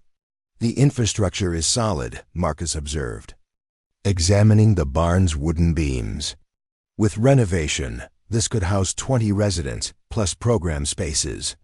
Amanda stood in the stall where she had slept for so many nights, remembering the fear and loneliness that had been her constant companions. Now she could envision it transformed into a workshop space where young people would learn job skills and build community connections. "I want to lead this project," she told Marcus as they walked back toward their cars. "I know it might seem too personal, but I think my connection to this place could be an asset." "I think you're right," Marcus replied. "Sometimes the best way to heal from trauma is to transform the place where it happened into something beautiful." The Vestvent Ranch project became Amanda's primary focus for the next year. She led the fundraising campaign, oversaw the architectural planning, and developed the program model that would serve young adults transitioning out of foster care. The facility would be called New Horizons Ranch, and it would represent the cutting edge of trauma-informed housing services. During the renovation process, Amanda made a decision that surprised even her closest colleagues. She temporarily moved back to the ranch, living in a small trailer on the property to oversee the construction and prepare for the program launch. "Are you sure this is psychologically healthy?" Dr. Williams asked during one of their phone conversations. "You've worked so hard to move forward from that experience." "That's exactly why I need to do this," Amanda explained. "I want to face that fear completely, to prove to myself that I'm not the same person who was trapped here by circumstances. And I want the first residents to know that someone who truly understands their experience was involved in creating this program." Living at the ranch during renovation was challenging in ways Amanda hadn't anticipated. Some nights, lying in the trailer, she could hear the wind through the old barn and feel echoes of the fear and desperation she had experienced years earlier. But other nights, listening to the construction crews preparing the space for its new purpose, she felt a deep sense of satisfaction and closure. The night before New Horizons Ranch officially opened, Amanda walked through the transformed barn one final time. The space that had once been her desperate shelter was now a bright, modern facility with individual rooms, common areas, and program spaces. The stall where she had slept was now part of a computer lab where residents would develop digital literacy skills. On the wall near the main entrance, Amanda had installed a plaque that read, "To everyone who has ever felt invisible, your story matters. Your dreams are valid, and your future is waiting." The opening ceremony for New Horizons Ranch was attended by state officials, community leaders, and dozens of people whose lives had been touched by Second Foundation's programs. But for Amanda, the most meaningful moment came when Miguel Santos, Her first resident at Mesa Commons, arrived as a volunteer mentor for the new program. "I wanted to give back," Miguel explained when Amanda expressed surprise at seeing him. "You helped me believe in myself when I couldn't see past the next day. Now I want to help other people do the same thing." As Amanda watched Miguel talking with incoming residents, sharing his story of transformation and offering hope based on lived experience, she realized that Marcus Chun's promise had been fulfilled in ways none of them could have imagined. That November morning 5 years ago, she would never be homeless again, not just because she had stable housing and a secure income, but because she had built a community of people committed to ensuring that homelessness was always temporary and help was always available. But more than that, she had transformed from someone who desperately needed the promise, "You'll never be homeless again," into someone who could make that same promise to others and deliver on it. Standing in the barn where she had once slept on straw, now surrounded by young people beginning their own journeys toward stability and independence, Amanda Martinez understood that the most powerful way to heal from trauma was to prevent others from experiencing the same pain. The scared, desperate girl who had hidden in horse stalls was gone forever. In her place stood a confident woman who held keys to doors of opportunity, who had learned that the strongest foundations were built not just on personal success, but on lifting others up along the way. Marcus Chun's promise had become more than a commitment to one young woman. It had become a movement, a model, and a testament to the truth that no one has to face their darkest moments alone. 7 years had passed since that fateful morning. At the Vestvent Ranch, and Amanda Martinez found herself standing before the United States Senate Subcommittee on Housing, Transportation, and Community Development. At 26, she was the youngest person ever invited to testify on federal homelessness policy, but her expertise had been earned through years of frontline work and measurable results. "Senators," Amanda began, her voice steady despite the gravity of the moment, "I come before you today not just as an advocate for effective homelessness intervention, but as someone who has lived on both sides of this crisis. 7 years ago, I was sleeping in an abandoned horse stall, convinced that I was invisible to the world. Today, I direct programs that have helped over 300 people transition from homelessness to independence." The committee room was packed with advocates, policymakers, and journalists, covering what had become a pivotal moment in national housing policy. Amanda's testimony was part of hearings on the proposed Comprehensive Housing Stability Act, legislation that would revolutionize how America addressed homelessness. Senator Patricia Johnson of Colorado leaned forward in her chair. "Ms. Martinez, your programs report a success rate of 81%, significantly higher than traditional approaches. What accounts for this difference?" Amanda had answered this question hundreds of times, but never in a forum with such potential for nationwide impact. "Senator, the key difference is that we treat homelessness as a systems problem rather than an individual failure. Our approach addresses housing, employment, education, healthcare, and trauma recovery simultaneously. We don't just provide temporary shelter, we build comprehensive support networks that address the root causes of housing instability." What the senators didn't know was that Amanda's journey to this moment had been marked by challenges that tested everything she had learned about resilience and community building. 3 years earlier, she had faced the most difficult period of her career when New Horizons Ranch was threatened with closure due to state budget cuts. The crisis had begun with a phone call from the Arizona Department of Housing, informing Amanda that funding for transitional housing programs was being reduced by 40% due to legislative changes in state priorities. New Horizons Ranch, despite its exceptional outcomes, was not immune to political decisions made in distant offices by people who had never met the young adults they were affecting. "We have 60 days to secure alternative funding or begin closure procedures," Amanda had explained to her staff during an emergency meeting. The room fell silent as the implications sank in. 23 residents would need to find alternative housing, 8 staff members would lose their jobs, and a program that had become a model for other states would disappear. But Amanda had learned something important during her years in social work. Crises often create opportunities for innovation. Instead of accepting defeat, she launched the most ambitious fundraising campaign in Second Foundation's history. Reached out to every program graduate, every former volunteer, every community partner who had been touched by their work. The response was overwhelming. People who had never considered themselves activists became passionate advocates for the program that had changed their lives or the lives of people they cared about. Miguel Santos, now a certified electrician and homeowner, organized a fundraising event at his union hall. Christina Foster, who had graduated nursing school and was working at Phoenix Children's Hospital, started a social media campaign that went viral. David Chun, who had completed his bachelor's degree and was working as a solar energy consultant, used his professional network to connect with potential major donors. But the most powerful testimony came from the current residents of New Horizons Ranch. Against Amanda's initial instincts, she worried about exploiting their stories. The residents insisted on speaking publicly about what the program meant to them.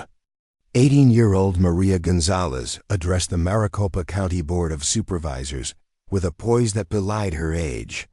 6 months ago, I was living in my car after aging out of foster care. I thought my only options were to accept being poor forever or to do dangerous things to survive. New Horizons Ranch didn't just give me a place to sleep, it gave me a place to dream. The campaign succeeded beyond anyone's expectations. Not only did they raise enough money to maintain operations, but they attracted the attention of a national foundation that provided funding to replicate the New Horizons model in 5 other states. Amanda's success in saving the program led to her appointment as regional director for Second Foundation's Western operations, overseeing 12 facilities across 4 states. But more importantly, it established her as a national voice on homelessness policy and trauma-informed care. Her expertise was sought by organizations across the country. She consulted with cities developing new approaches to unsheltered homelessness, trained staff at programs adapting the Second Foundation's model, and wrote policy papers that influenced federal funding priorities. But Amanda never forgot that her credibility came from lived experience, combined with professional expertise. She made sure that program alumni were included in every consultation, every training, every policy discussion. The voices of people who had experienced homelessness became central to conversations that had traditionally excluded them. This approach led to Amanda's invitation to testify before Congress, where she was representing not just Second Foundations, but a coalition of programs that prioritized lived experience in their leadership and operations. The current federal approach treats homelessness as an emergency to be managed, rather than a problem to be solved. Amanda continued her testimony. Emergency shelters are necessary, but they cannot be the endpoint of our response. We need programs that provide comprehensive support for as long as people need it, with the goal of achieving genuine stability rather than just temporary housing. Senator Michael Torres of Texas, known for his skeptical approach to social programs, challenged Amanda's recommendations. Ms. Martinez, these comprehensive programs are expensive. How do we justify spending significantly more per person when we have limited resources and growing numbers of people experiencing homelessness? Amanda had anticipated this question and had the data to support her response. Senator, the per-person cost of our comprehensive approach is actually lower than traditional emergency responses when you account for long-term outcomes. A person who cycles through emergency shelters, hospitals, and crisis services costs taxpayers an average of $68,000 per year.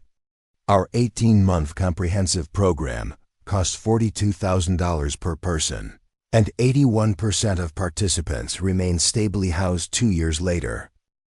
She paused to let the numbers sink in before continuing. But beyond the financial argument, we need to consider the human cost of our current approach.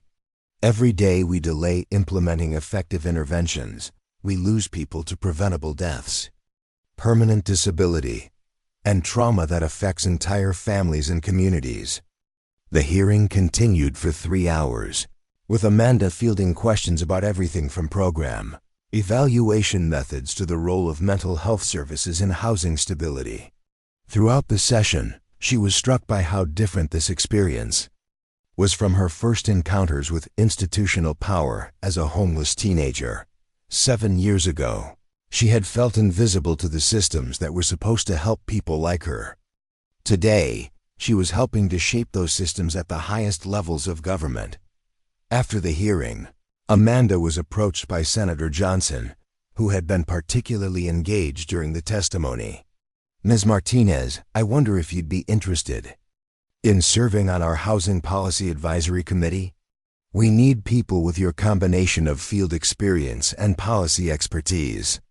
Amanda accepted the appointment, knowing it would mean even more time away from direct service work, but recognizing the potential for systemic change. The committee would advise on implementation of the Comprehensive Housing Stability Act, which was expected to pass with bipartisan support. That evening, Amanda called Marcus Chun from her hotel room in Washington, D.C. Marcus was now the executive director of Second Foundation's national operations, overseeing expansion into 18 states, but he still made time for regular conversations with the program's alumni. "How did it feel, testifying before Congress?" Marcus asked.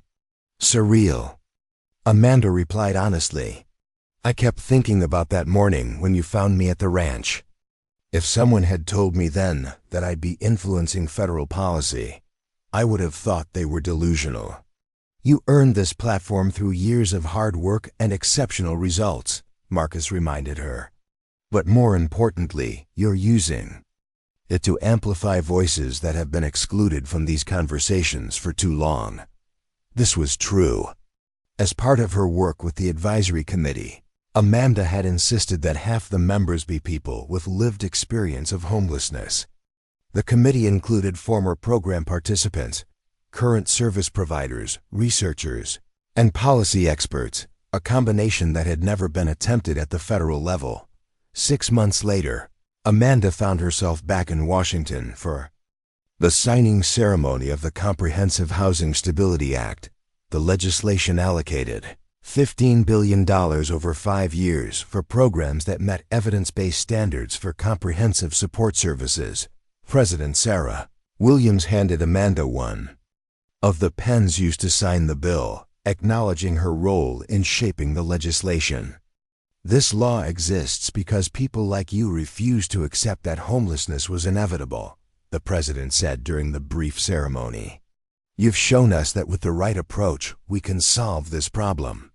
Standing in the Oval Office, holding a pen that represented the potential to transform homelessness responses across the entire country, Amanda thought about all the people who had made this moment possible.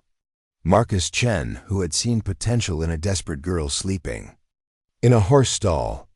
Dr. Patricia Williams, who had taught her that trauma could be healed with the right support.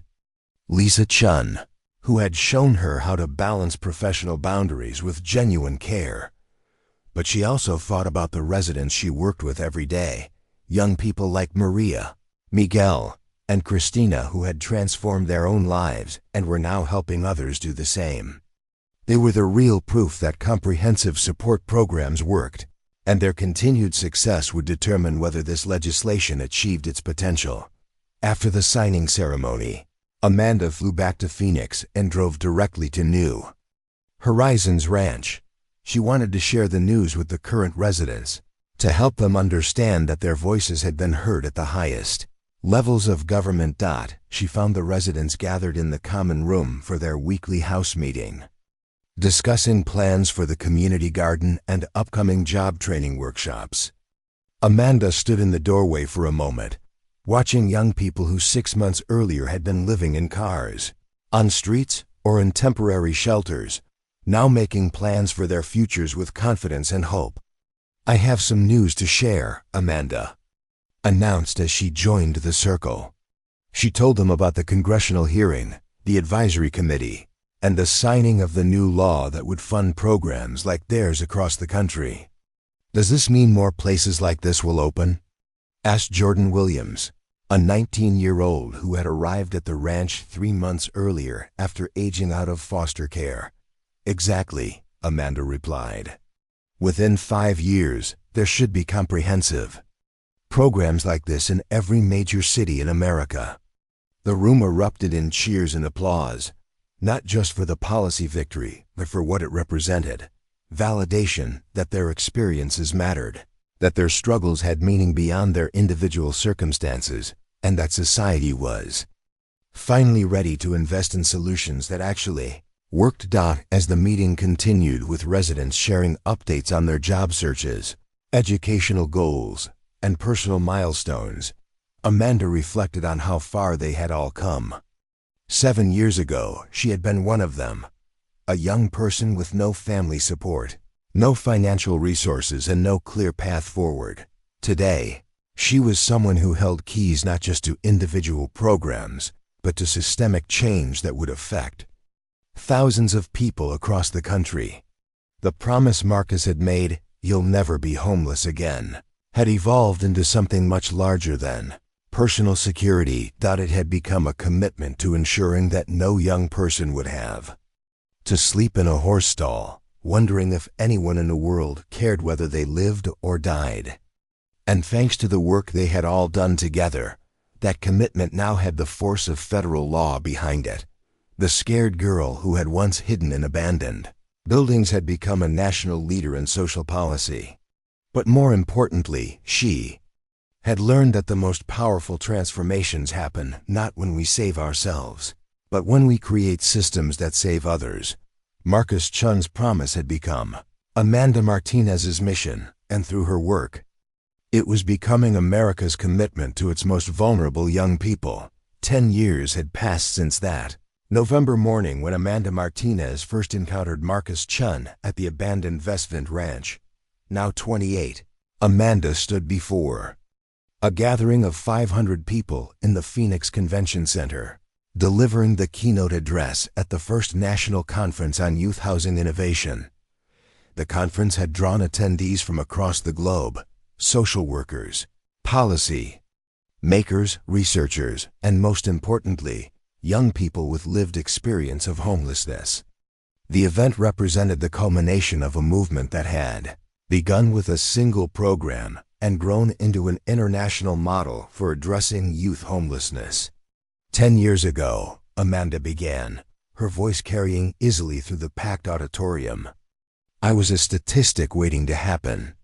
19 years old, sleeping in an abandoned horse stall, convinced that society had written me off as disposable. I represent what experts call transition-age youth experiencing unsheltered homelessness, a category that includes over 40,000 young people on any given night in America." She paused, scanning the audience and noting the diverse faces looking back at her. People of all ages and backgrounds united by their commitment to ending youth homelessness.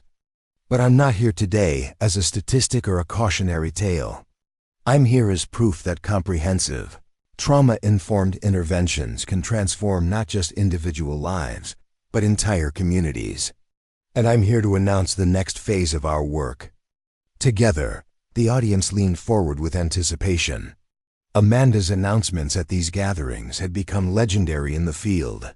Previous conferences had seen the launch of new research initiatives, policy campaigns, and program innovations that had reshaped how the nation addressed youth homelessness. Today, I'm excited to announce the creation of the Marcus Chin Institute for Housing Innovation. Amanda continued, her voice warming with genuine emotion. "This research and training center will be housed at Arizona State University and will focus on developing and scaling evidence-based solutions to youth homelessness worldwide." The applause was thunderous, but Amanda held up her hand to continue. "The institute will be directed by someone whose vision and compassion made all of our work possible, Marcus Ching himself, who has agreed to leave his position as executive director of Second Foundations to lead this new initiative." Marcus, now 58 and graying at the temples, but still possessing the same calm presence that had impressed Amanda years earlier, rose from his seat in the front row. The standing ovation lasted for several minutes, with many people wiping away tears as they honored the man whose innovative approach had influenced programs across the globe. The creation of the Marcus Chen Institute represented the fulfillment of Amanda's most ambitious goal, institutionalizing the knowledge and approaches that had emerged from their work within the academic world, ensuring that future generations of social workers, policymakers, and advocates would be trained in evidence-based, trauma-informed practices. But the Institute was just one part of Amanda's expanding influence. Over the past 3 years, she had authored 2 books that had become required reading in social work programs nationwide. Her first book, From Horse Stalls to Hope, A Blueprint for Ending Youth Homelessness, combined her personal story with detailed analysis of effective intervention models. The second book, Building Bridges, Community-Based Solutions to Social Crisis, had been co-authored with a team of program alumni and had won the National Association of Social Workers Book of the Year award. It demonstrated how lived experience could be integrated with professional expertise to create more effective and humane approaches to social problems. Amanda's media appearances had helped shift public discourse about homelessness from blame-focused narrative to solutions-oriented conversations. Her TED Talk, The Power of Comprehensive Care, had been viewed over 12 million times and had inspired the creation of similar programs in 17 countries. But perhaps her most meaningful work remained the direct service that had started her career. Even as her national profile grew, Amanda maintained her connection to frontline practice by continuing to work part-time at New Horizons Ranch, conducting intake interviews and leading support groups for new residents. This morning, before her keynote address, she had met with Sarah Chun, no relation to Marcus or Lisa, a 17-year-old who had been referred to the program after aging out of kinship care. Sarah's story was heartbreakingly familiar: family instability, educational disruption, and the abrupt transition to independent living that left too many young people vulnerable to homelessness. "I don't understand why anyone would want to help me," Sarah had said during their conversation, echoing words Amanda remembered speaking to herself a decade earlier. "Everyone else has given up."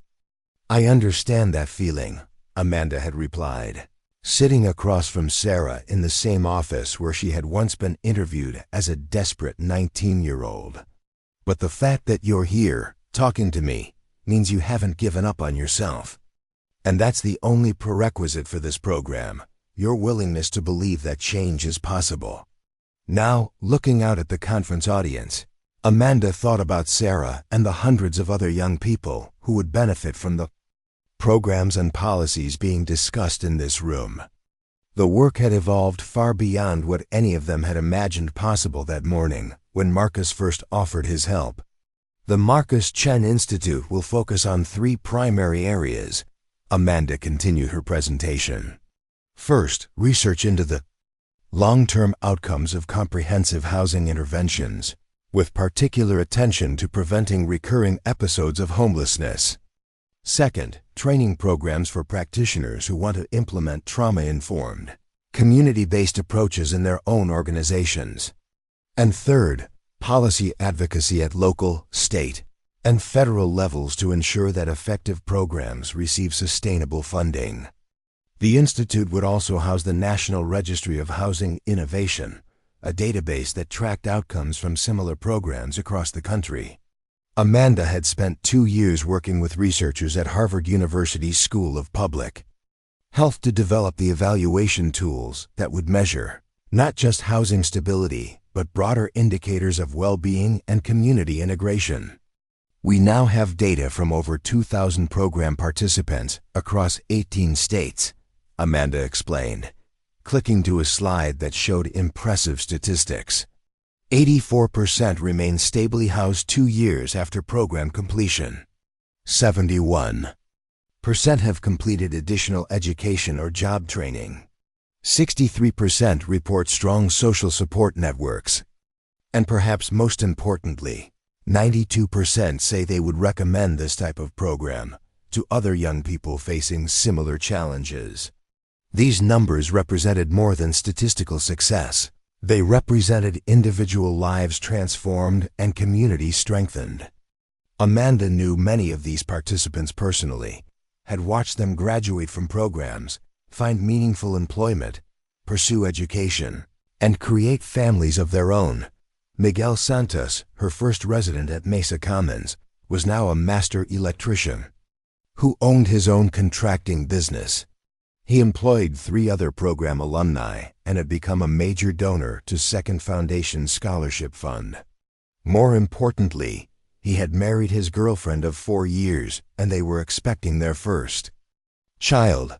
Christina Foster had completed her nursing degree and now worked as a pediatric nurse at Phoenix Children's Hospital. She lived in a house she had purchased using a first-time home buyer program, and she volunteered as a mentor at New Horizons Ranch. Her transformation from a frightened young woman sleeping in her car to a confident healthcare professional illustrated the potential that existed within every person who entered their programs. David Chun had completed his bachelor's degree in environmental science and now worked for a solar energy company that specialized in community development projects. He had been instrumental in designing the renewable energy systems that powered all of Second Foundation's facilities, and he served on the organization's board of directors. But the success stories extended beyond individual achievements to systemic changes that had affected thousands of people. The policy advocacy work that had grown out of their programs had contributed to significant increases in federal funding for youth homelessness prevention. The training programs Amanda had developed were now being implemented in over 200 organizations nationwide. The Institute will also launch our most ambitious project yet, Amanda announced, advancing to her final slide. The National Youth Housing Challenge, a 5-year initiative with the goal of ending unsheltered homelessness among transition-age youth in 10 major metropolitan areas. The challenge would combine everything they had learned about effective interventions with innovative funding mechanisms that brought together public, private, and philanthropic resources. Each participating city would commit to implementing comprehensive housing programs based on the Second Foundation's model, with success measured by both housing outcomes and broader indicators of youth well-being. This isn't just about ending homelessness, Amanda explained. It's about creating communities where every young person has the opportunity to thrive, regardless of their family background or economic circumstances. As Amanda concluded her presentation and the audience rose in another standing ovation, she felt a deep sense of completion. The scared girl who had once hidden in horse stalls had become someone who could command the attention of international audiences and influence policy at the highest levels of government. But more importantly, she had learned that the most profound transformations happen not through individual achievement but through collective action. Every person in this room, program alumni, current practitioners, researchers, policy advocates, was part of a movement that had grown far beyond what any single organization could have accomplished. After the conference, Amanda drove to the Vestvent Ranch, which had been transformed yet again into the Marcus Cheen Institute's training center. The barn where she had once slept was now a state-of-the-art conference facility where social workers from around the world came to learn about comprehensive housing interventions. Marcus was waiting for her in what had once been the horse stall where she spent her darkest nights. The space was now his office, filled with books, research papers, and photographs from programs that had been inspired by their work. "How does it feel," Marcus asked, "to be back in the place where this all started?" Amanda looked around the office, remembering the cold November nights when she had huddled in her sleeping bag, wondering if she would ever have a normal life. The transformation of this space seemed to symbolize everything that had changed, not just in her own life, but in how society responded to young people facing crisis. It feels like coming home, she said finally. But not the home I lost when my parents died, or the home I thought I needed when I was sleeping here. It feels like coming to the home I helped build. Marcus smiled, the same warm expression that had given her hope on that first morning they met. You know, when I made that promise, that you'd never be homeless again, I had no idea how far it would go. I thought I was offering help to one young woman. I never imagined we'd end up transforming how an entire nation thinks about homelessness. The promise wasn't just about me, Amanda replied. It was about believing that everyone deserves a chance to build a meaningful life. You showed me that one person's commitment to helping others can create ripple effects that extend far beyond what we can imagine. As they talked, Amanda's phone buzzed with a text message from Sarah Chun, the 17-year-old she had met that morning. "Thank you for today," the message read. "I'm scared, but I'm ready to try." Amanda showed the message to Marcus, who nodded approvingly. "And so it continues," he said. "Each person we help becomes someone who can help others." Looking out the window at the evening desert landscape, Amanda reflected on the journey that had brought her from desperation to hope to purpose. The promise Marcus had made 10 years ago, "You'll never be homeless again," had been fulfilled in ways that transcended housing and security. She would never be homeless again, because she had learned to build community wherever she went.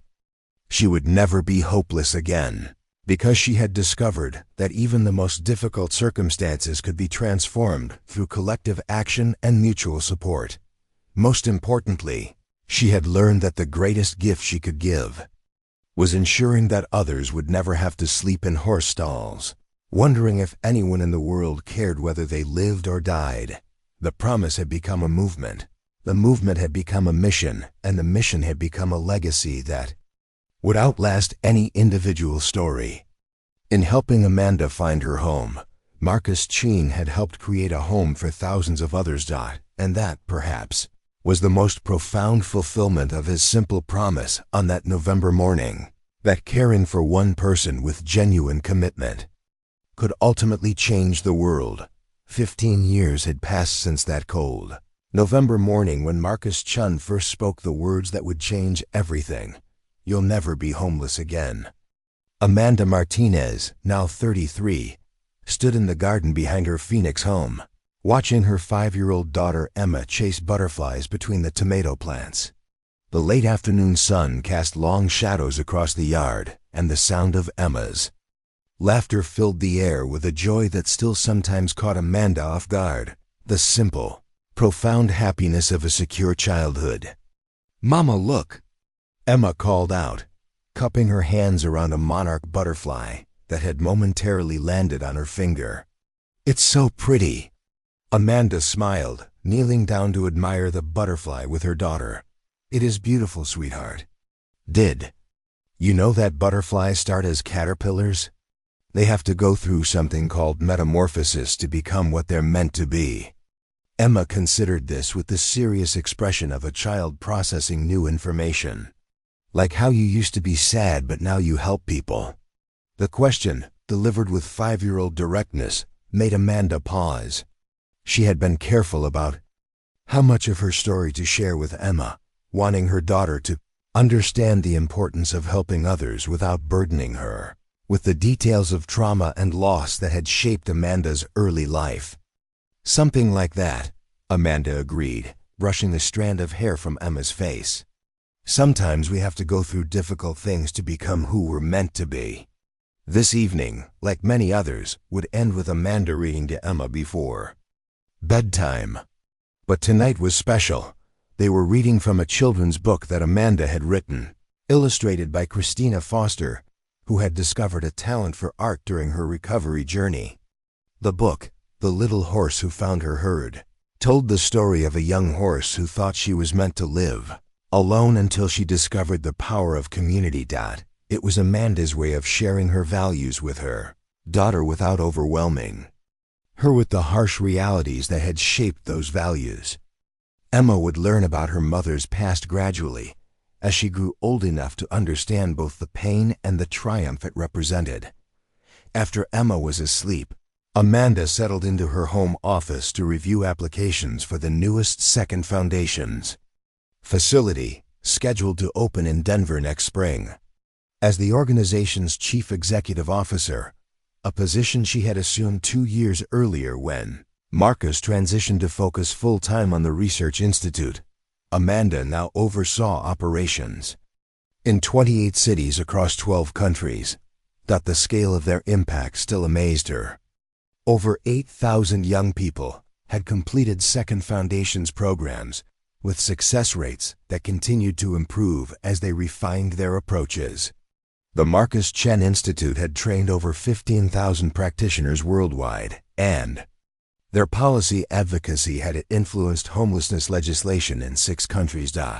But tonight, Amanda's attention was focused on one particular application that had arrived that morning.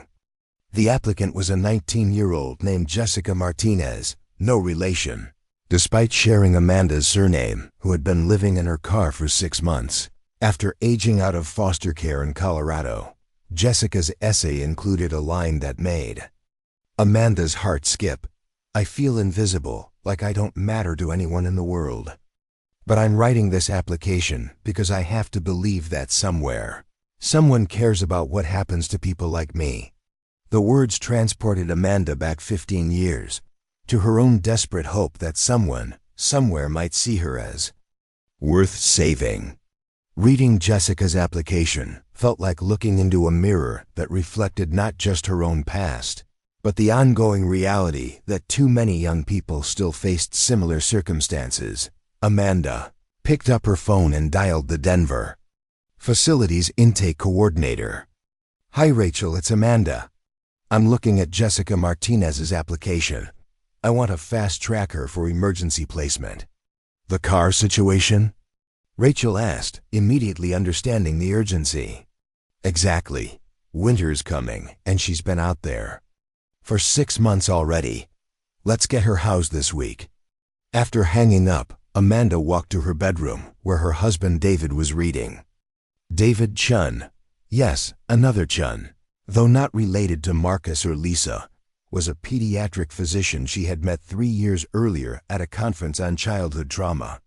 Their relationship had developed slowly, built on shared values and mutual respect rather than dramatic romance. "How was your day?" David asked, setting down his medical journal. "Productive. We're opening the Denver facility ahead of schedule, and I think we found our first resident." Amanda settled into bed beside him, appreciating the quiet comfort of a relationship built on genuine partnership. "The girl living in her car? Jessica Martinez. She reminds me of myself at that age, scared, isolated, but still fighting. Still believing that things could get better." David nodded, understanding. He had learned to recognize the particular tone Amanda's voice took on when she encountered young people whose stories echoed her own. It was a mixture of empathy, determination, and protective fierce love that had drawn him to her in the first place.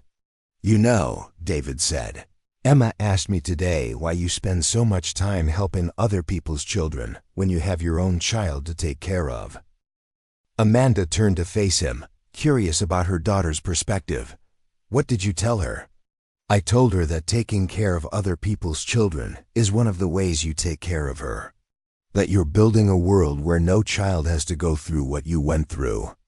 The next morning, Amanda received a call that brought unexpected closure to a chapter of her story she thought had ended years earlier.